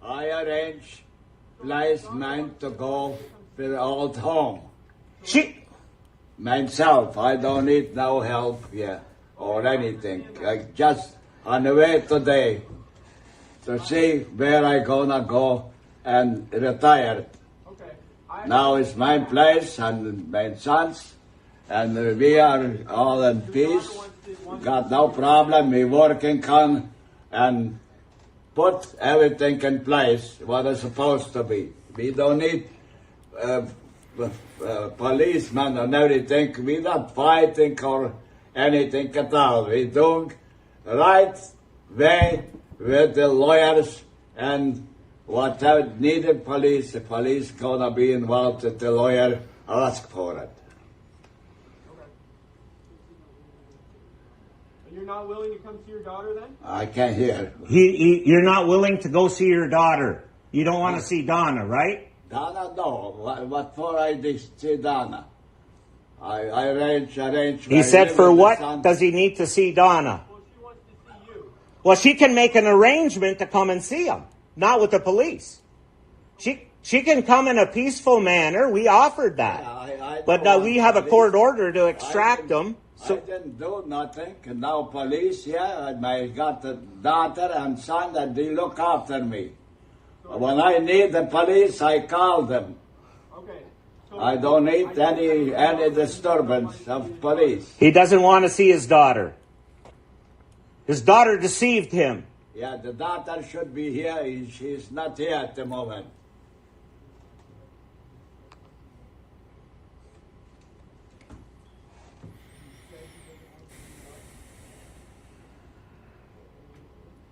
No, I have to sit down. Yeah, I'll just get him the chair. Give me 1 sec, okay? Yep. Why nobody fights here? Why the police? We are doing call by the papers. Donna comes and we solve the problems. So they're having a discussion right now of something. Yeah, they are. We didn't do any harm, any damage. I hope you can sort out your guys' things civilly, right? Yeah, well, that's what we want. That's what we want. This man, he lived here for almost 70 years. He was taken with undue influence out of his home by my sister. She took his farm that's at the bottom of the hill, okay? 37 weeks after my mom died, okay? He went in the hospital 2 days after, okay? And then my sister took him out of the hospital, and I didn't know anything about it, and I didn't see him for almost 6 years. It's in the Court of Appeal right now. This matter. What's the matter, though? I'll show you just a second.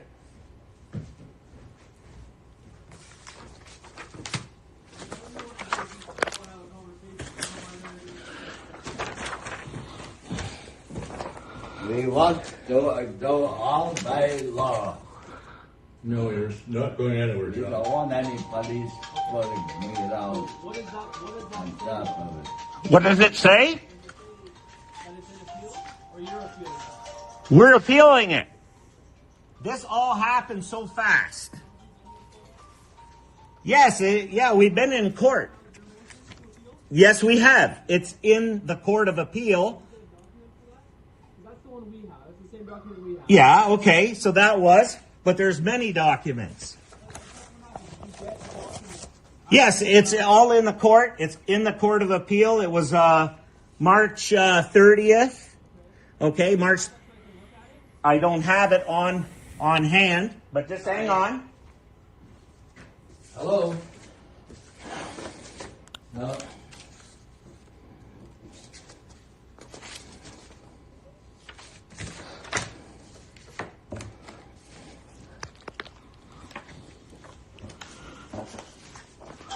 There's a factum. Okay. That is,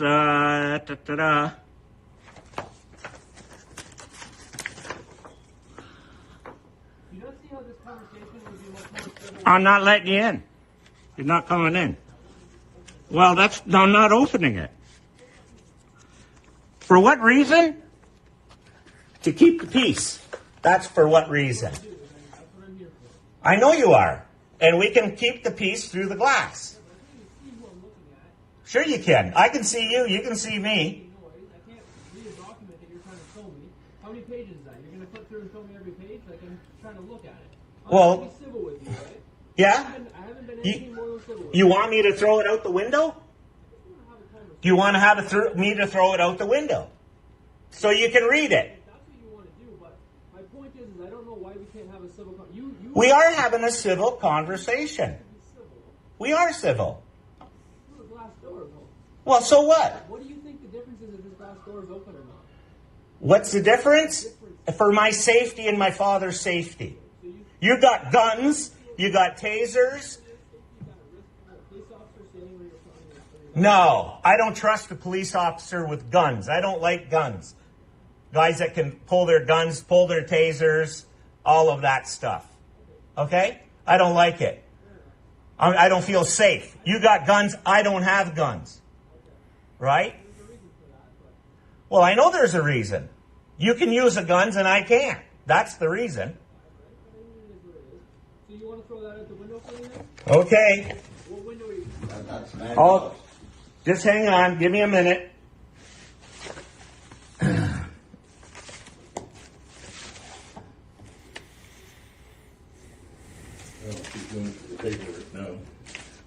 Hmm?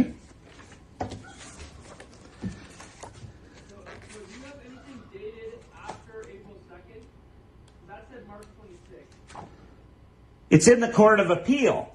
Yeah, so when you appeal something... Yeah, well, we appealed March 30th. Okay, so I have a document after that, though, from a judge. Right, exactly. How can we appeal something when we got served yesterday at after 5 o'clock? That's what I'm trying to ask you. You're saying it's an appeal. It's not. I have a document saying it's not right now. So you don't have anything after that. Not after that, no. How can we? How can we? It's in a Good Friday. Okay. It's in appeal, and we ask for a stay until all this can be heard all at once. Who denied it? The JP denied that the Court of Appeal, so he's overruling the Court of Appeal? Yeah, that's right. So what's it say? Well, I can hear you. I can hear. That's right. Does it say he overrides the Court of Appeal?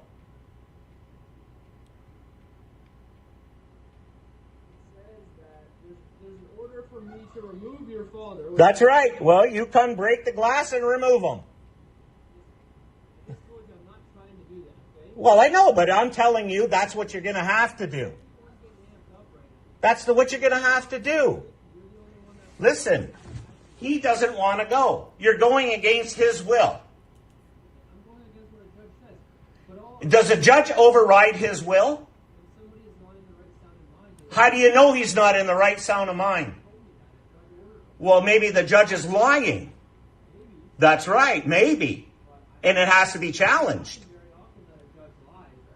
It's not often? Why don't you just talk to him? Does he look like a guy with severe dementia? You've heard more than 2 words. Now you're lying. Listen. I didn't ask any help. He doesn't ask for any assistance whatsoever. And we are having one. That's right. You can have one through the glass. Well, that's not my problem. Then come back another time when the wind has died down. No, I don't. I can't hear anything he says. I hear you regurgitating. I don't know what he's saying. Well, then you have to come back at another time. Then we'll get a loudspeaker. What would be like a warrant and then ask for like breach glass? And That's right. Exactly. Get a warrant.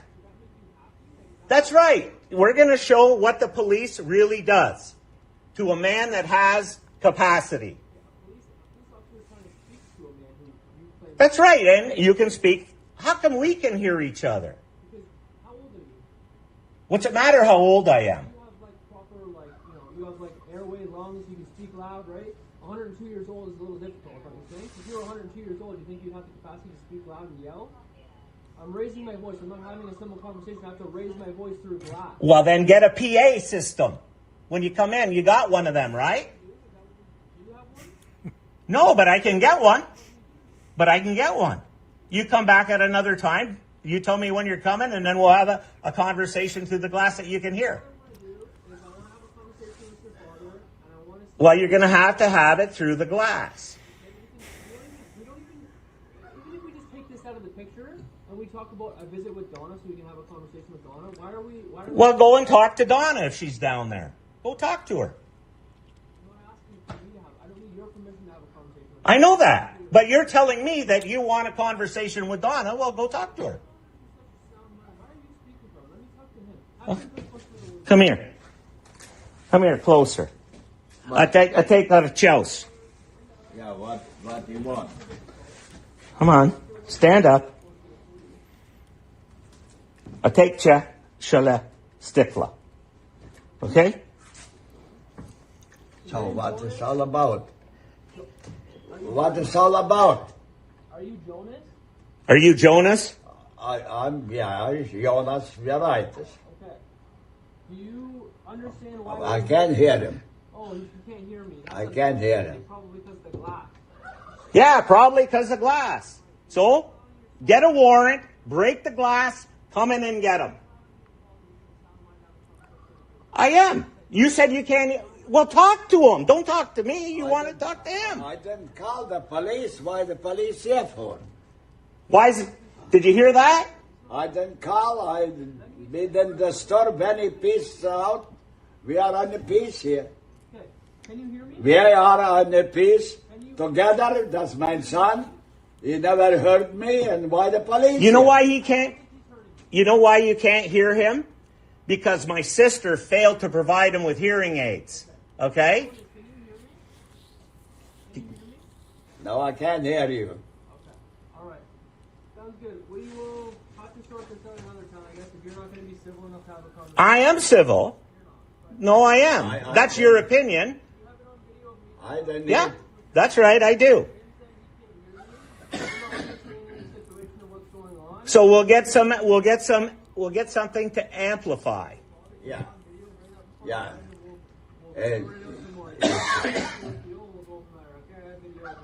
Okay. I don't have any questions. You too.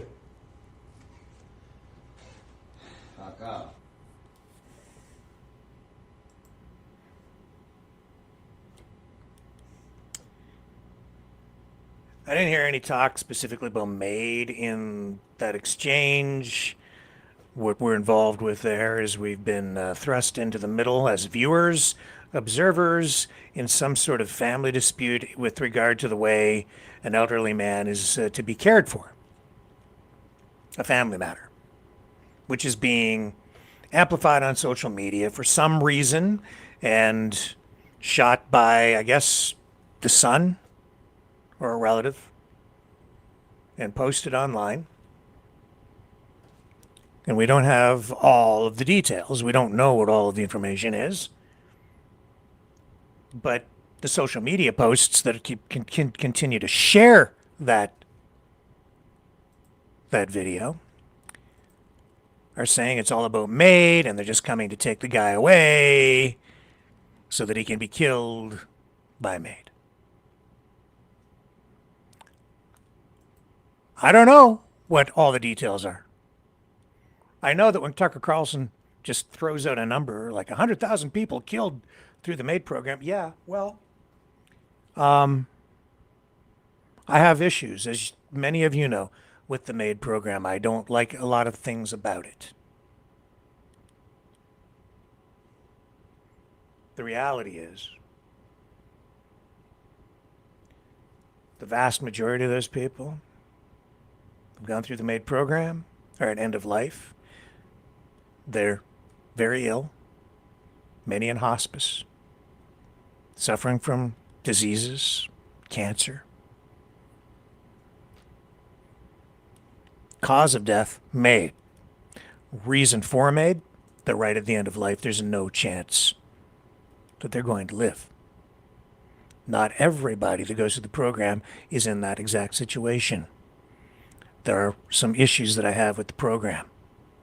But to suggest that Canada is just a genocidal, murderous nation that is trying to depopulate the country through the MAID program is a gross exaggeration and just, in many respects, gross, because they're exploiting and distorting the situation and the stories for political purposes to, again, undermine trust in government and institutions,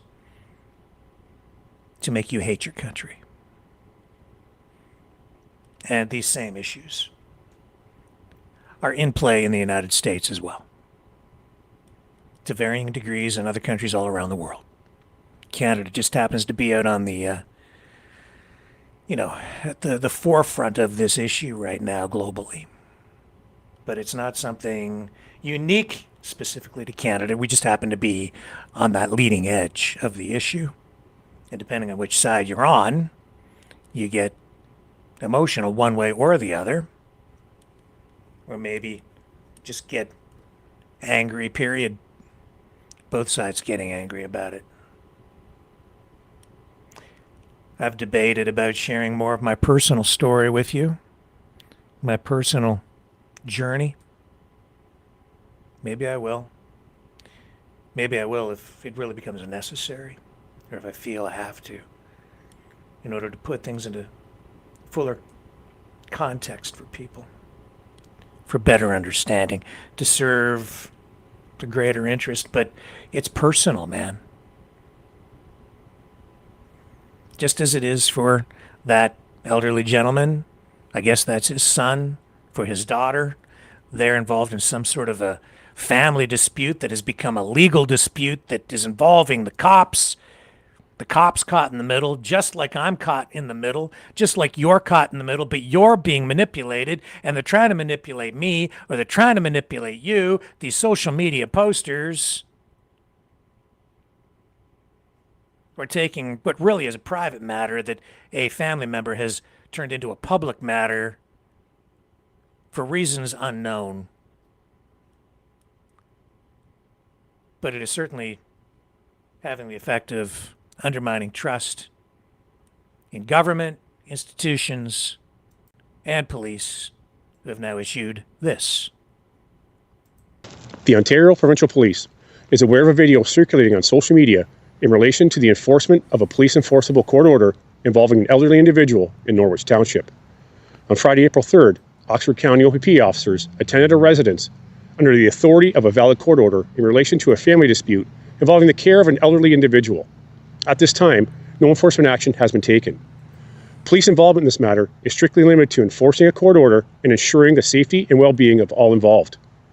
The OPP recognizes the emotional and challenging nature of family-related disputes involving the care of elderly individuals. Officers remain committed to acting impartially, lawfully, and with compassion, while respecting the authority of the courts. The OPP is also aware of misinformation circulating online. To be clear, the court order is not related to, nor does it involve, Canada's Medical Assistance in Dying legislation, MAID. Police do not have any role in authorizing, administering, or facilitating MAID. Any comments or claims suggesting otherwise are completely false. The OPP urges the public to refrain from speculation due to the sensitive legal and personal circumstances. As this matter involves private individuals, the OPP will not provide further details. The OPP does not issue or amend court orders, and questions regarding the legal authority of a court order should be directed to the Ministry of the Attorney General. Everyone, I'm Sergeant Ed Sanchuk. Please make sure you take care, stay safe, get home safe to your families, and we'll talk to you soon. Thank you. So yeah, man, I'm not going to pass judgment. I don't know what's going on there, really. Either do you. And I think some of these people sharing it and posting this stuff, They're adding information to lead us down a road to come to a conclusion that may or may not be true.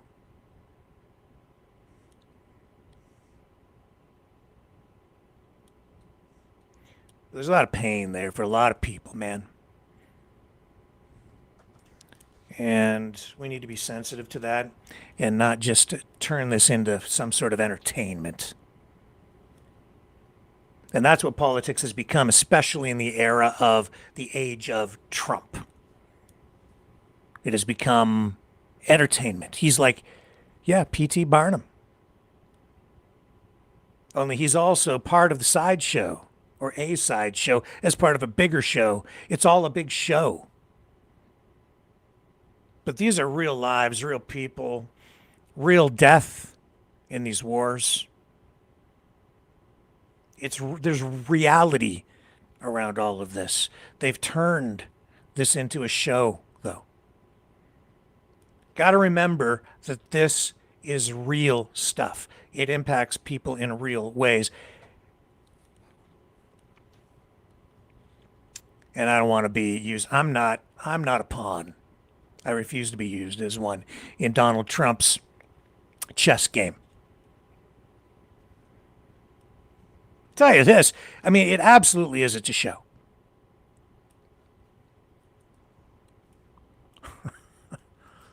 Have you seen the story? There's this ongoing story, and this may be offensive to some people, so viewer discretion advised. This involves a grandmother in Alabama.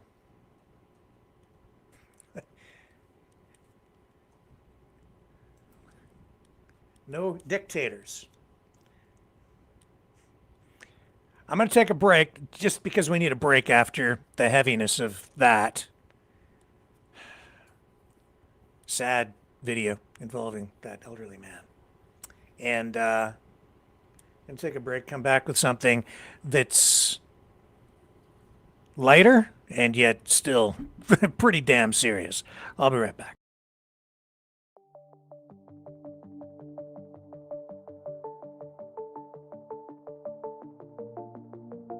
Greetings, brave Mavericks. Our quest for truth continues. We go beyond fake news. Together we expose propaganda. Together we pull others out of rabbit holes. We are maverick thinkers. We are all unique individuals, defenders of individual rights and freedoms, credible, trusted, grounded in reality. Maverick News, Maverick News. Defending free speech, free speech. Donate at freedomreporters.com. Do it now. Tomorrow may be too late. Maverick News. The world is watching.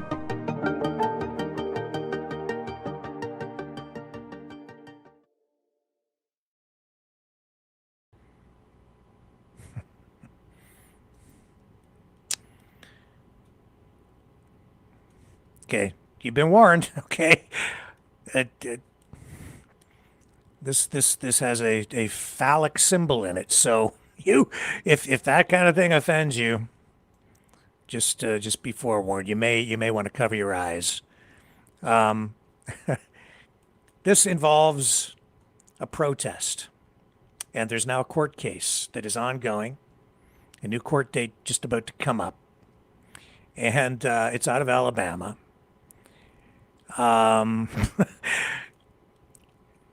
There's a video showing, this whole incident involving an arrest of a female penis.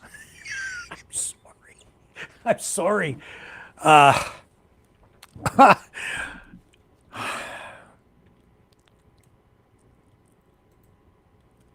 Female penis. How can that be a thing? This is a grandmother who's going to trial for dressing like in a penis costume at a protest in Alabama. Here's how it went down. Starts with no audio off the top. Bring it all the way back to the beginning. No audio. Audio comes on in just a moment. Gonna run the whole thing just like I did the other video, so you get the whole thing unedited. Here's the cop. This is a cop. Serious as a heart attack. I'm not going to sit here and argue with you. If my kids had to come by and see this, how would you explain it to them? Are you recording? I am recording. I'm recording right here. I am telling you right now, if my kids had to come by and see this, I would like to hear how you would explain to my children what you're supposed to be. What a pun is? I want you. Understand what a pun is? Let me get another unit over here. I want you to tell me. I want you to tell me why. Being detained? If not, I'm going to go ahead and go this way.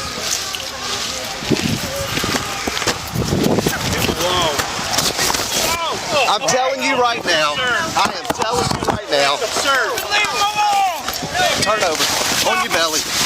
On your belly. Walking away! On your belly. It's absurd! I told her to take it off. Give me your arm. Give me your arm. She's going to take it off! Give me your arm. Take it off, baby. I want your arm now. I need somebody. Give me your arm now. She was walking away. I told her to take it off. Right here. And what ordinance was she in violation of? It's disorderly conduct. You could not cite. It's disorderly conduct. I checked. All right, grab this arm. Walking away. Trying to get away from you. Trying to behave. Got it. Yep. 15 seconds as he was walking away. This is the last call. Other arm. Let me have your other arm. Thank you. Just to be accurate. This is a family town, and I'm not going to have somebody out here dressed like this. You understand? This isn't abusive.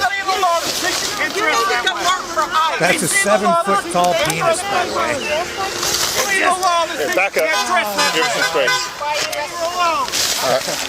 You ready? All right, hold on. This way. This way. Bring your knees up. Bring your knees up. Knees up. And then you're going to sit up. Ready? Sit up. Stand up. Stand up.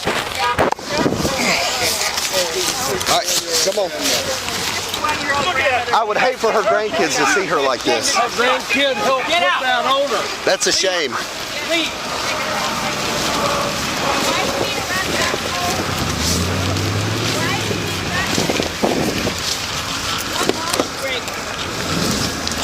Come on, have a seat. Watch your step. I can't see anything.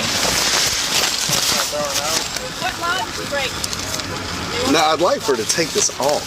I know. They can't seem to cite an ordinance. They never can. Where? There you are. Can you see me? Okay. Now I can. Sit back. Sit back. Now, what you're going to do... That's as high as my butt goes. I understand. And Look. it's cramping my leg. I know. Listen to me. We're kind of having to fight this suit. So I want you to sit back. You're going to... This leg right here. You feel my leg right here? Okay. I want you to raise this leg until it's on mine. There you go. And then you're going to slide straight back in, okay? Oh, can somebody pull me in? I can't slide because my hands are fixing to bleed from these things. Stand up. Excuse me. Okay, stand straight up. I get it. You might try walk over here. All right, come with me. She can't fit. She can't get it. She's too big. Hey, you roll that up. Oh, this is too stupid. This is just... Oh, on every level, this is ridiculous. Yep. I can go to the other side. We might do it. Oh, God. Oh, it's awful. It's just terrible. Hey, I need you to get back, okay? I need you to get back. Okay? I need you to get back. All right, step in. Pick up your foot. There you go. Step in. My hands! I am an ASL interpreter and my hands are killing me. Turn around. Turn around. Scoot back in. Scoot back in. Scoot back in. I am trying. He's going to help you. The officer's going to help you. I can't. I can't. You got to get this suit off. Yep. All right. We're going to get the suit out.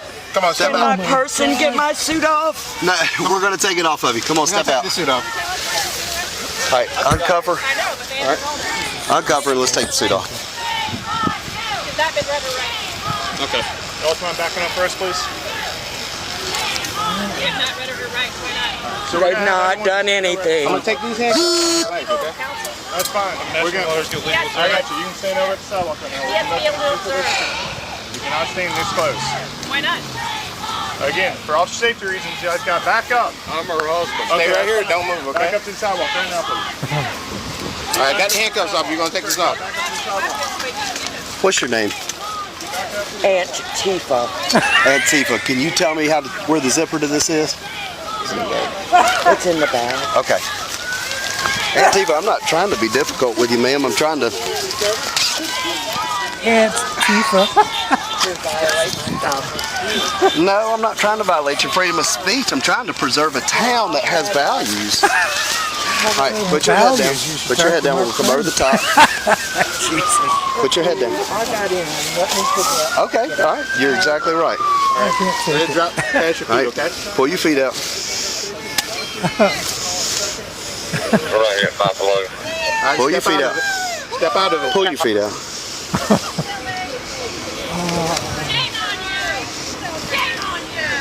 Oh, wait. What is that? My American flag shoes. What? I'm an American?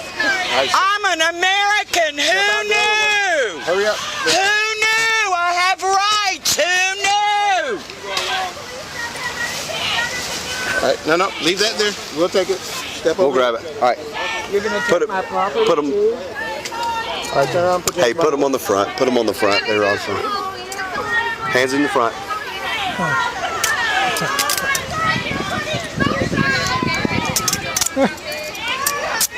Fair Hope. In Fair Hope, a single tax colony that children have been cheering me on. I walked from No child's going to cheer you on dressed like a wiener. Yes, they did. That's because they're children and they're as immature as you are.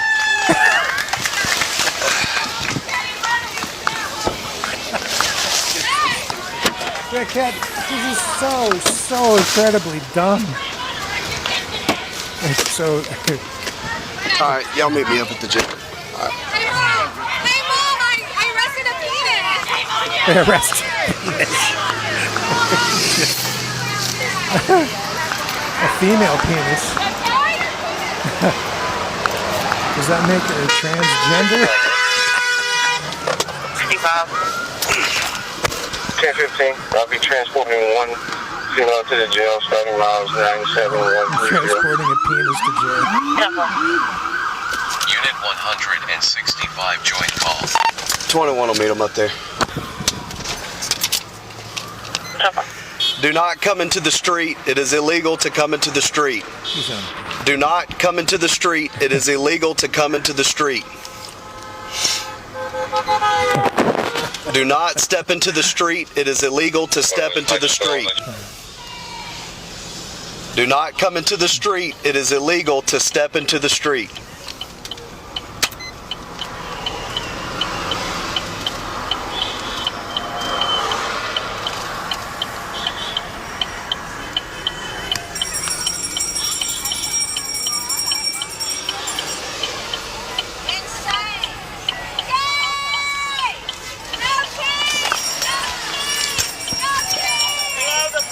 Hey, y'all make sure not to come into the road, okay? Just don't come in the road. Okay, thank you. Thank you. That's what we like.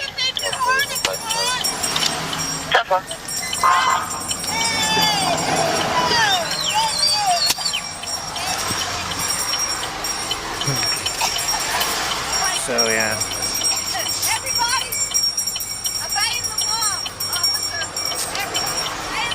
Thank you. That's the ticket. This lady, her name is Renee Gamble. Okay?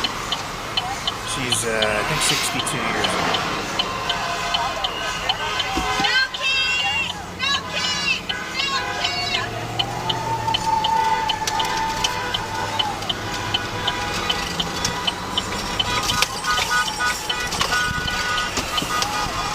This guy's serious as a heart attack.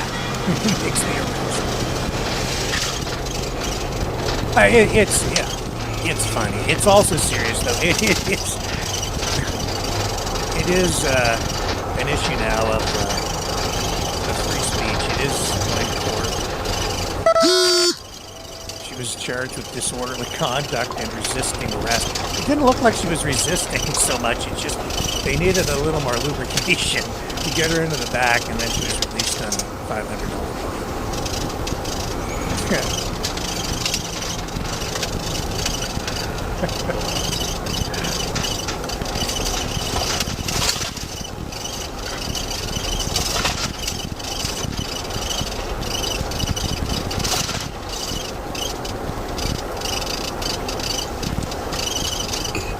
They had a community-wide vote on a local radio station, as I understand it, for the Alabamian of the Year, and the inflatable Fairhope protest penis won hands down with the most votes. But this is still ongoing.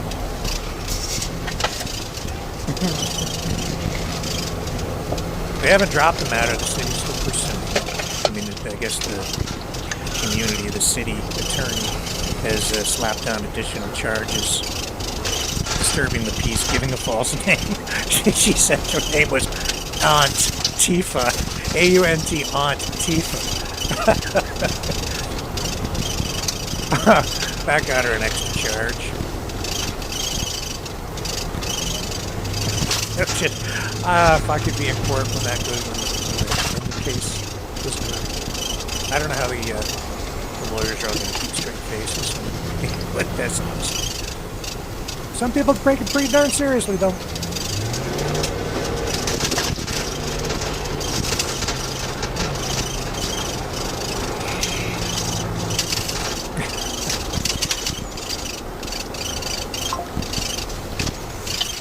Some people are pretty upset with this lady saying that they wouldn't trust her around children and... What up? What happened? Well, one dressed like a friggin' wiener. Come up and she's wearing a big gigantic penis costume and is like, hey, look, you got to take that off. And she was like, take what off? My, freedom of speech or whatever. And I said, that's not freedom of speech. I said, man, this is a family town. And I said, and being dressed like that's not going to be tolerated. I said, it's disorderly conduct. I said, you're setting an example that doesn't need to be set. I said, if my kids were to come by here and see that, what would they, I said, how would you explain it to them? And she said, I'd explain to them that we don't have kings. And I said, that's not what I'm talking about, and you know it. And I said, I need you to take the outfit off. And she went to turn around, walk off, and I said, no, ma'am. I said, come here, I need to talk to you. And she pulled away from me, so I grabbed her and put her on the ground. Lord have mercy. The Lord have mercy. See, and I don't ultimately think that the charges are specifically related to obscenity or, anything like that. So the charges are all kind of related to, like, disorderly conduct and and things like that. But I don't know if it'll stick. I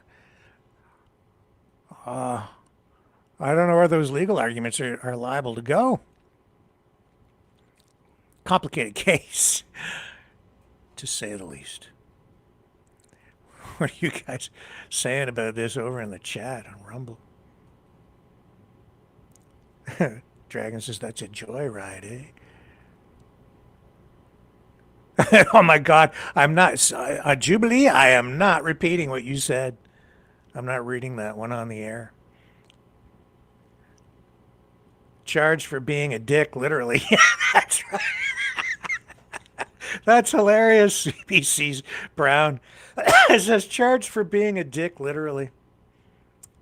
Blindy says bogus charges. Oh, for crying out loud. I don't know, man. I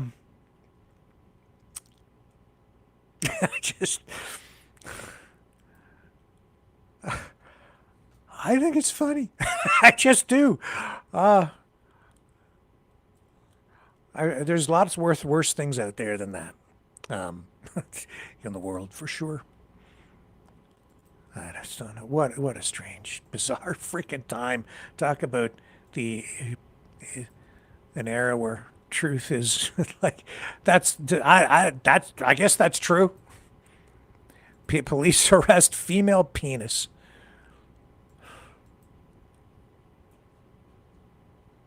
Yeah. Anyway, do you feel like you're being told the truth? I don't know. I had one other thing that I was going to share with you tonight. Maybe I'll save it. I think on that note, maybe, is that enough? Is that enough for one night? Gets us to the bottom of the hour, too. I think that's probably sufficient for this evening. I'll save the rest for tomorrow. As we try to get you all closer to the truth, while we're all in Trump's New World Order, living the lie. Here's that new song to close things off tonight. I'll see you back here tomorrow, 7 p.m.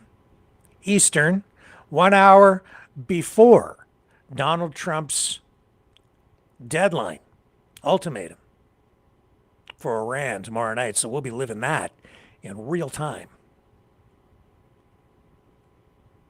On the flip side.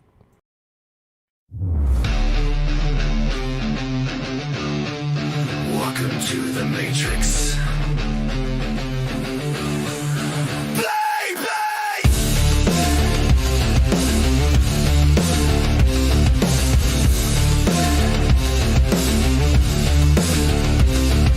Scrolling all night, chasing the high. Everything's fake, psychedelic sky. They said you're free, that's the game.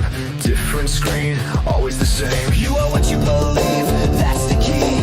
Lock your mind, lose reality. If you believe it, it comes alive. Truth gets buried, nobody survives. The world is watching, brains are washing. Living the lie, glazed over eyes, hypnotized.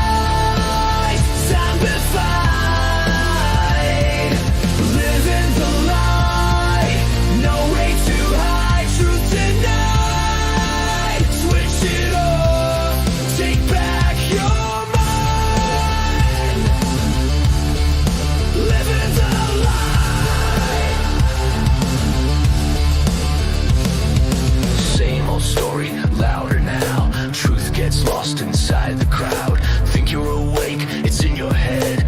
Different cage, dream is dead. The world is watching, brains are washing. Living the lie, glazed over eyes, hypnotized, zombified. Living the lie, no way to hide. Truth denied. Switch it off, take back your mind. Living the lie. Break it down, shut it out, turn it off right now. Break the screen, cut the fade, take back what you need. Living the lie, glazed over eyes, hypnotized. Zombified, living the lie, too tired to fight, wake up now, take it back tonight. Living the lie, living the lie, no more. Exit the Matrix.